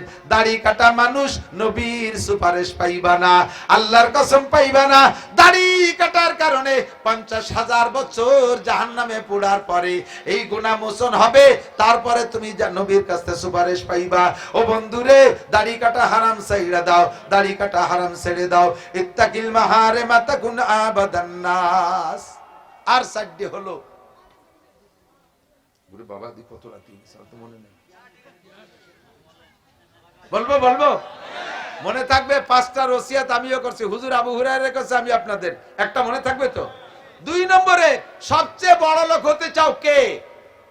আমি চাই সবচেয়ে বড় লোক হব। হুজুর কইছে সবচেয়ে বড় লোক হবা, তাহলে আগনা মানে সবচেয়ে বড় লোক। আমি সবচেয়ে বড় লোক হইতে, আমি সবচেয়ে বড় লোক এজন্য হতে চাই না যে লন্ডনে একটা বাড়ি করব, আমি কানাডা বাড়ি করব। বাংলাদেশের থেকে কানাডা বাড়ি করতেছে না, এই সো কালাডাকে কাছে টাকা চুরিয়ে নিয়ে কানাডা বাড়ি বানাচ্ছে। এই বোঝেন এই কথা রে? বিদেশে কানাডা এক দেশ আছে না, কানাডা, এই দেশে আমাকে সোকালাগের কাছে শহীদুল যেটা নিয়ে ওই কানাডা বাড়ি বানাচ্ছে। কানাডা বাড়ি বানাবো না, আমেরিকা জাপান বাড়ি বানাবো না, সুইজারল্যান্ড বাড়ি বানাবো না। এর জন্য আমি বড় লোক হতে চাই না। আমার যদি 2 পয়সা হয়, পরান ভরে একটা মাদ্রাসা করব, সুন্দর একটা মাদ্রাসা করব, এই আশায় আমি বড় লোক হতে চাই। আপনি কি বড় লোক হতে চান? নবী পাক বলেন, তুমি যদি সবচেয়ে ধনী হতে চাও, অর্দা বিমা কাসামাল্লাহু লাকা তাকুন আগনান নাস, আল্লাহ তোমারে যা দেছে তারপর সন্তুষ্ট থাকো, তাহলে তুমি বড় লোক। বোঝে নাই কথা? আল্লাহ যা দেছে তারপর সন্তুষ্ট, নইলে তোমারে সারা দুনিয়া দিলে তুমি বড় লোক হতে পারবে না। পরিষ্কার হাদিসের তরজমা এরকম আসছে, হুজুর বলেন বনি আদমের পেট কবরের মাটি ছাড়া কিছুতে ভরতে পারবে না। যদি কেউকে সারা দুনিয়ার মালিক বানায় দেওয়া হয়, একজন মানুষকে সারা পৃথিবীর মালিক বানায় দেওয়া হয়েছে, ওই লোকটার কাছে জিজ্ঞেস করবেন, ভাইরে তোমার তেমন আল্লাহ সারা দুনিয়ার মালিক বানায় দিয়েছে, এত বড় সম্পত্তি পাইয়ে তোমার মনের মধ্যে কিরম ঠেক, কদি একটু তোমার অভিব্যক্তি জাহির করো তো। ও কি কবে জানেন? ক বাড়ি এই একটা দুনিয়া দিয়ে কি হয়, ছেলে মেয়ে আত্মীয় স্বজন যা হয়েছে, একটা দুনিয়ায় কি হয়, আর একটা দুনিয়া হলে কোনো মতে চলা যেত। তাহলে এই লোকরে আর বড় লোক বানানো সম্ভব? কথা কন না, হ্যাঁ? আল্লাহু আকবার। दाराओ सिकंदर से वो मर्दे फकीर औला जिसकी फकीरी में वो ये আসাদুল্লাহ है। আল্লাহ জাদ সে ফকিরের শুকর আদায় করে। আলহামদুলিল্লাহ গতকাল 300 পেয়েছিলাম, আজকে 350 পাইছি আলহামদুলিল্লাহ। এই ফকির বড় লোক, আবার ওই বড় লোক জীবনেও বড় লোক হতে পারবে না। মাদ্রাসার জন্য কালেকশনে যে চাই ভাইজান, এবছর আমি একটা বিল্ডিং করতে চাচ্ছি, মাদ্রাসা আবাসিক ঘরবাড়ি। আমার সুলতানশী মাদ্রাসা ছাত্র বেশি হয়ে গেছে, সত্যি দেওয়ার জায়গা নেই, ভাঙ্গা ভাঙ্গা টিনির ঘর। আমি সারা বাংলাদেশে প্রসিদ্ধ মানুষ, কত শিল্পপতি কোটিপতি আমার সাথে পরিচিত। আমার এই ব্যাপারে আমার সাথে কেউ সাক্ষাৎই করে না। আমার ছাত্রকে সেই ভাঙ্গা ভাঙ্গা কুড়িয়ে ঘরের মধ্যে রাখি। একজন যে কলম ভাইজান আল্লাহ তো আপনারা কম দেয়নি, মাদ্রাসা একটু বিল্ডিং করবো, একটু রড নট কয় হুজুর কিচ্ছু নাই, কিচ্ছু নেই। এমন ভাবে মুখ চাইছে চুলি কইলো মনে হয় ওরে 10টা টাকা দিলি খুশি হয়। কয় যে এই যে গাজীপুর 10 বিঘে জমি কিনে ওই জায়গায় 4টে গার্মেন্টস করছে 7 তলা, এরপরে 4টে এবার এলপিজি গ্যাস পাম্প করা লাগছে, 20 কেন কাভারম্যান্ট করা লাগছে, আবার 20টে গাড়ি ছাড়ছি এই রোডে, এসি গাড়ি, স্লিপিং কেবিন বাস, এই কইরিয়ে লাস্টে 20 কেন ডিস্ট্রিক্ট ট্রাক বানাইয়ে কিছু নাই, ওরে 10 টাকা দিলি খুশি হয়। এ লোক জীবনও বড় লোক হতে পারবে? পারবে কোনোদিনও? রিক্সা চালাই আইছে, ভ্যান চালাই 100 টাকা কামাই করছে, হুজুর চাইছে এনে মাহফিল করব, যা পারেন দেন, 50টা টাকা দিয়ে দিছে। আর বড় লোক সে এত কিছুর দরকার কিছু নাই, তুই থাল পাইতে রাস্তায় বয়, আমরা পয়সা দিয়ে দেব। আপনারা স্বীকার করেন কেমন আছেন? অর্থনৈতিক কেমন আছেন? বলেন আলহামদুলিল্লাহ। যখনই কোনো দানের সুযোগ আসবে দিয়ে দেন। গেনা কা কাবলা ফাকারি, অভাব আসার আগে যা আছে তার থেকে কিছু দেন। অভাব আসতে পারে সামনে, জানেন না যে পরে ধনী হবেন না গরিব হবেন, ঠিক কি ঠিক না? 2 নম্বর অর্দা বিমা কসামাল্লাহু লাকা তাকুন আগনান নাস, তুমি দুনিয়ার সবচেয়ে বড় লোক হইতে চাইলে আল্লাহ যা দেছে তার উপরে সন্তুষ্ট থাকো, মনে থাকবে তো 2 নম্বর কথা। 3 নম্বরে আহসিন ইলা জারিকা তাকুম মুমিনা, এ শহর অঞ্চলের মানুষ খেয়াল রাখবেন, প্রতিবেশীর সাথে সৎ ব্যবহার করো, প্রতিবেশীর সাথে সৎ ব্যবহার রাখো, তাহলে তুমি মোমেন হবা, সর্বশ্রেষ্ঠ মোমেন। প্রতিবেশীর সাথে সৎ ব্যবহার রাখা বড় কঠিন। আরে ভাই আমি মাওলানা নাসি সারা দুনিয়া ঘুরে বাংলাদেশ ঘুরে বেড়াই, আপনাকে এ জায়গায় 1-2 ঘন্টা এ জায়গায় এসে আমার সুফি দরবেশ ভালো সাজা বাড়ি, একটা অসুবিধা নেই, 2 ঘন্টার মধ্যে দরবেশ সাথে চলে গেলাম। কিন্তু আমি যাদের সাথে প্রতিবেশীর সাথে বসবাস করি, জীবন ভরে তাদের সাথে কাটাচ্ছি, আমি ভালো কি মন্দ সার্টিফাই তারা করবে। আমার স্ত্রীকে নিয়ে আমি ঘর করি, সে আমাকে সার্টিফাই করবে যে হ্যাঁ আমার স্বামী ভালো, তাহলে এর নামই হলো অরিজিনাল ভালো। ওই ফাঁকে ফাঁকে একদিন চার দোকানে যায় 2 জনে 5টা চা খাওয়ালেন আর তাতে প্রশংসা নিয়ে আসলেন, এর নাম প্রশংসা না, এর নাম ভালো না। বিল্ডিং বানাবেন, খেয়াল রাখবেন প্রতিবেশীর রাস্তা বন্ধ না হয়ে যায়। আপনার বিল্ডিং এ যদি আরেকজনের রাস্তা বন্ধ করে তাহলে আল্লাহ পাক আপনার জান্নাতের রাস্তা বন্ধ করে দেবে। বিল্ডিং বানানোর সময় আপনার খেয়াল রাখবেন যে আপনার বিল্ডিং এ পাশের বাড়িওয়ালারে বাতাস বন্ধ না করে দেয়। আপনার 50টা 10 তলা বানাবেন আর ও মিটার 20 ঘরের মধ্যে থাকবে, তার কি বাতাসের দরকার নাই? আসিন ইলা জারিকা তাকুম মুমিনা, প্রতিবেশীর সাথে সৎ ব্যবহার রাখবেন, প্রতিবেশীর প্রতি খেয়াল রাখবেন, তাহলে হবেন আপনি মুমিন। গাছ লাগাবেন এমন ভাবে যেন আপনার গাছে প্রতিবেশীর বাড়ি ছায়া না করে, তার বাড়ি ছায়া না দেয়, আপনার গাছ যে তার জায়গার মধ্যে না ঢোকে, খেয়াল রাখবেন। আসিন ইলা জারিকা তাকুম। ব্যবসা করবেন, দোকানপাট, এই যে মাইকা লাগে ব্যবসায়, কি অ্যাড হলো কি জানেন? ওকে আলাদা কোনো সাইনবোর্ড লাগে না, বড় বড় বক্স দোকানের সামনে সারা দিন ধুম ধাড়াক্কা বাজাবে, ওর আওয়াজেই ওকে অ্যাড হয়ে যাবে। পাশে মসজিদের ইমাম সাহেব একটু জায়নামাজ, আতর, তসবিহ, কোরআন শরীফের দোকান দিয়েছে, ওকে ঢোলের বাড়ি টেলায় বক্সের আওয়াজে, এ দোকানদারের সাথে কেউ কথাই করতে পারে না। যখনকার দাম কত ওই সময় ঢোলে এক বাড়ি দেয়, ওরা শুনতে পারে না, আর এক দোকানে সরি দেয়। ইমাম সাহেব বাবা একটু সাউন্ড কমায় দেয়, 1.5 লাখ টাকা দিয়ে পজিশন, ব্যাপারটা আমি রাখলাম না রাখলাম, তুমি মোটে দাঁড়িয়ে নিয়ে নাক গালাবা না। দমক দিলি পারা স্ত্রী কি কবে, স্বামী দমক দিয়ে চলে গেছে অফিসে, মহিলা মাথায় শ্যাম্পু ট্যাম্পু মাহাইয়ে বেলেট দিয়ে রিজার্ভ দিয়ে সুন্দর করে মাথা চাইছিয়ে, নিজের মাথা শস্য তেল মাহাইয়ে ঠাউরির মতো বসে রেখেছে। বিকেলে স্বামী বাড়ি এসে দেয় যে বোর মাথায় চুল লাই, কে রে? বলছে তো আমি তো, তোমারও অবস্থা কেন, মাথার চুলকো? আমার চুল নিয়ে নাক গালাবা না, এটা আমার ব্যাপার, তোমার দাড়ি নিয়ে আমার নাক গালাতে নিষেধ করছে, তোমার চুল নিয়ে নাক গালাবা কেন? আরে পুরুষের মুখে দাড়ি না থাকলে যত খারাপ দেওয়া যায়, মহিলার মাথায় চুল না থাকলে কিরম দেওয়া যায়? দিদি তোমার ভাই ধরি তুমি আর দাড়ি কাটছো, চুল কাটো না, আমি জীবনও দাড়ি কাটবো না। কায়দা মতো জব না দিলি ফেরা জায়গায় আসে না। আহসিন ইলা জারিকা তাকুম মুমিনা। 4 নম্বর ওয়াহিব্বালিন নাস মা তুহিব্বুলি নাফসিকা তাকুম মুসলিমা। মুমিন হওয়ার পরে মুসলমান হতে হবে না? আহিব্বালিন নাস মা তুহিব্বুলি নাফসিকা তাকুম মুসলিমা। এই বহুত লম্বা চড়া কথা মনে রাখবেন, সংক্ষেপে আমি বলে দিচ্ছি আর দুই একটা উদাহরণ। আল্লাহ নিজে যে জিনিস পছন্দ না করবেন এটা অন্যের জন্য পছন্দ করবেন না। আপনি একটা মেয়ে দেখে আসছেন, আপনার পছন্দই নেই, আপনার বন্ধুরে কয়ে দিলেন যে দোস্ত ওই বাড়িটা মেয়ে দিয়েছি, তুই বিয়ে দিয়ে গে, তো তোর পছন্দ নেই আরেকজনের হঠাৎ বিস্কুট একখানে এক কামড় গালে দিয়ে, আরে নান্টু পচা বিস্কুট তুই খা, পচা তাই তুই বেলিটা ধুয়ে দে, নান্টুরে দিস কে? দান করতে গেলে ভালো জিনিস দিবা। এই রমজান মাস আসতেছে, আমাদের গোপালগঞ্জের বড় লোকরা যারা দান করবেন, জাকাত দেবেন, আপনি রমজানের ঈদে যে লুঙ্গি পরবেন সেই দামের লুঙ্গি জাকাতে দেবেন।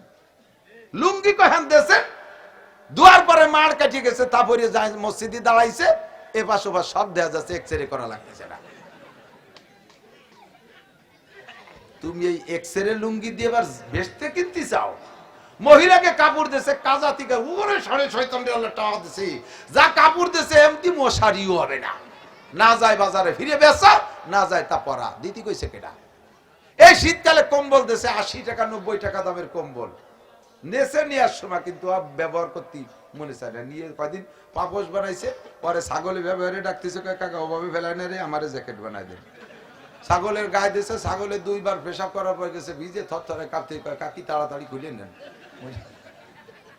খুলে নিয়ে তাই 2 এবার আড়ি ধরা পাইটিও বানাইছে। আপনি যা জাকাতে কম্বল দিয়েছেন তাই দিয়ে বানাইছে আড়ি ধরা নেকড়া, দিতে কইছে কেডা? আপনার বাড়ির কম্বলের দাম কত? 12,000 টাকা। হ্যাঁ 12,000 টাকা তা দেবেন। কয় যে এত দেবো কি, আপনার বেশি দিয়ে লাগবে না, 5 কান দেন। সারা বাংলাদেশের গরিবরা আপনার কম্বল দিয়ে কন্ট্রাক্টরই আল্লাহ দিয়েছে নাকি? আপনি 1 লক্ষ টাকার কম্বল দেবেন, 1 লক্ষ টাকা দিয়ে আপনি 5,000 টাকার কম্বল দেন। গরিব মানুষ 5,000 টাকার একটা কম্বল যদি পায় 20-30 বছর যত্ন করে রাখবে, কথা বলেন ঠিক না? তা কাজে লাগাইতে পারবে। আর তুমি যা দিচ্ছ ছাগলের জ্যাকেট এতেছেন কে? ভালো কম্বল দেবেন, যা দেবেন ভালো, চাউল দেবেন ভালো। মাঠে কালেকশন করি, যদি কোনো সময় করি, যা টাকা দেয় সিড়া ফুটো বাসালারে দেশে নেই নেই, দোকানদারে দেশে নেই নেই, ফইরে দেশে নেই নেই, ছেড়ে দেশে মাদ্রাসা। আবার বেচতে পাতি চাও। আমার হুজুররা যখন এই দানের সময় কালেকশনে যাবে, আগাইলে দান, সিটিয়ে দান, মাটনে দান, খেড়িও দান, এই দিয়ে বেচতে কেনে।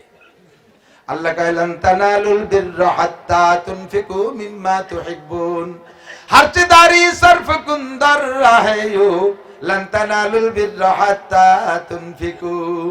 তোমারে আল্লাহ যা দেছে ভালো জিনিসটা তুমি দিবা, যে জিনিস নিজে পছন্দ করবা ওই জিনিস দান করবা, যেটা নিজে পছন্দ না করো ওইটা দিয়ে তুমি নাকি পাইবা না। আর জাকাতে মাল কিনে দেওয়ার চাইতে নগদ টাকা দেওয়া বেশি ভালো, কারণ মাল যেটা দিচ্ছেন ওইটা যদি তার প্রয়োজন না হয়, না যাবে বেচা, না যাবে ব্যবহার করা, থাকলো পইরা। আর টাকা দিলে সব কাজে লাগানো যায়, টাকা দিয়ে জাকাত গোশ কিনা যায়, মাছ কিনা যায়, সিমাই কিনা যায়, চিনি কিনা যায়, ছেলেমেয়ের পোশাক আশাক কেনা যায়। এই জন্য জাকাতে মাল দেওয়ার চাইতে নগদ অর্থ দেওয়ার ভিতরে গুরুত্ব বেশি, এতে নাকি হবে বেশি। 5 নম্বরে বলা তুকসিরিজ জাহকা ফা ইন্না কাসরাতাজ জাহকা তুমিতুল কল। দুনিয়ার আনন্দ ফুর্তি করিয়া, এ যুবক দুনিয়ার আনন্দ ফুর্তি করে, এই বিভিন্ন শিক্ষা সফর করিয়া, কনসার্ট করিয়া, বন্ধু বান্ধব নিয়ে রাস্তায় যে কোনো জায়গায় পার্কের মধ্যে বসে আড্ডা করে হাসাহাসি করিস না।